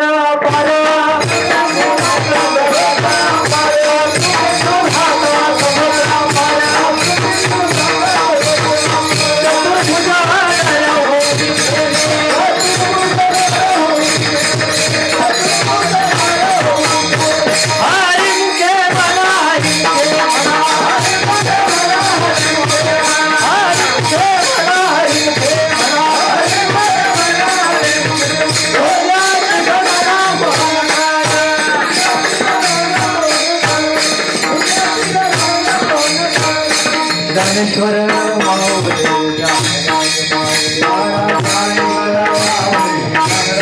उच्चारिता नाही दोन्ही पक्ष पायी उदरिते. राम कृष्ण नाम सर्व दोषाहरण जड जीवा तारण हरी एक. हरिनाम सार जीवा या नामाची उपमा त्या देवाची कोणवाणी. ज्ञानदेव सांग झाला हरिपाठ पूर्वजा वैकुंठ मार्ग सोपा. हरिमुखे म्हणा पुण्याची गणना कोण करी. अशा तऱ्हेनं हा अभंग म्हणजे काय? अन्य साधनेच्या बाबतीत पेक्षा हरिनामस्मरण हे किती सुलभ साधन आहे असं सांगणारा एक साधन आहे, ज्याला काळाचं, वेळेचं, अवस्थेचं, देशाची काही बंधन नाही असं एक साधन म्हणजे नामस्मरण आहे. दुसरं म्हणजे रामकृष्ण नाम हे सर्व दोषांचं हरण करणार आहे. प्रत्येक साधन एक एक दोषाची निवृत्ती करेल, पण सगळ्या अवस्था तुम्हाला प्राप्त करून देण्याचं सामर्थ्य हरिनामस्मरणामध्ये. म्हणून त्यासाठी प्रमाण आहे. अवघ्या दशा येण्याची साधती मुख्य उपासना सगुण भक्ती. बीज आणि फळ हरीचे नाम. साधन वेगळं असते आणि साध्य वेगळं असते. अन्य साधनांच्या बाबतीत बघायला गेलं साधन वेगळं, साध्य वेगळं. निष्काम कर्म हे काय? साधन आहे. त्याचं फळ काय? मलदोषाची निवृत्ती. दुसरं साधन काय? निष्काम उपासना. साधन आहे त्याचं फळ विक्षेप निवृत्ती. ज्ञान हे साधन आहे, त्याचं फळ काय? दृढ अप्रोक्षानुभूती हे त्याचं फळ आहे. पण नामस्मरण हे हरिनामस्मरण हे एक असं साधन आहे जे साधन सुद्धा आहे आणि साध्य सुद्धा आहे. त्यामुळं असं साधन, त्याच्यापेक्षा सोपं साधन या कलियुगामध्ये, कलियुगी उद्धार हरीच्या नामे. मानवाची जीवनशैली आणि जर आयुष्य मर्यादा बघितली तर फार कठीण आहे. 21 कप चहा पिणारे लोक आहे आपण. त्यामुळं साधना करणं एवढं सोपं नाही आपल्यासाठी. योग याग विधी यांनी ही सिद्धी. त्यामुळे ही साधनं फार कठीण आहेत. याचा अर्थ अन्य साधनांच्याकडे जाऊ नका असं नाही. ज्यानं त्यानं आपला अधिकार ओळखावा. मी कुठल्या साधनाच्या अधिकाराचा आहे हे आपला अधिकार ओळखावा आणि त्या साधनाचा अवश्य अवलंब करावा. ज्याला वाटतंय मी योगाची माझी ताकद आहे तर अवश्य त्यानं योगाकडे जावं. ज्याला वाटतं माझ्याकडं ज्ञान संपादन करायची ताकद आहे तर त्यानं अवश्य गुरूंच्याकडे जावावं, ज्ञानमार्गानं जावं. आणि ज्याला आपला अधिकार कळत नाही, ज्याला आपला अधिकार काय हे समजतच नाही, त्यानं काय करावं? हरिमुखे म्हणा पुण्याची गणना कोण करी. झालेली सेवा तुम्हा सर्वांच्या चरणावर समर्पित करतो. जे काही एखादं चुकले असेल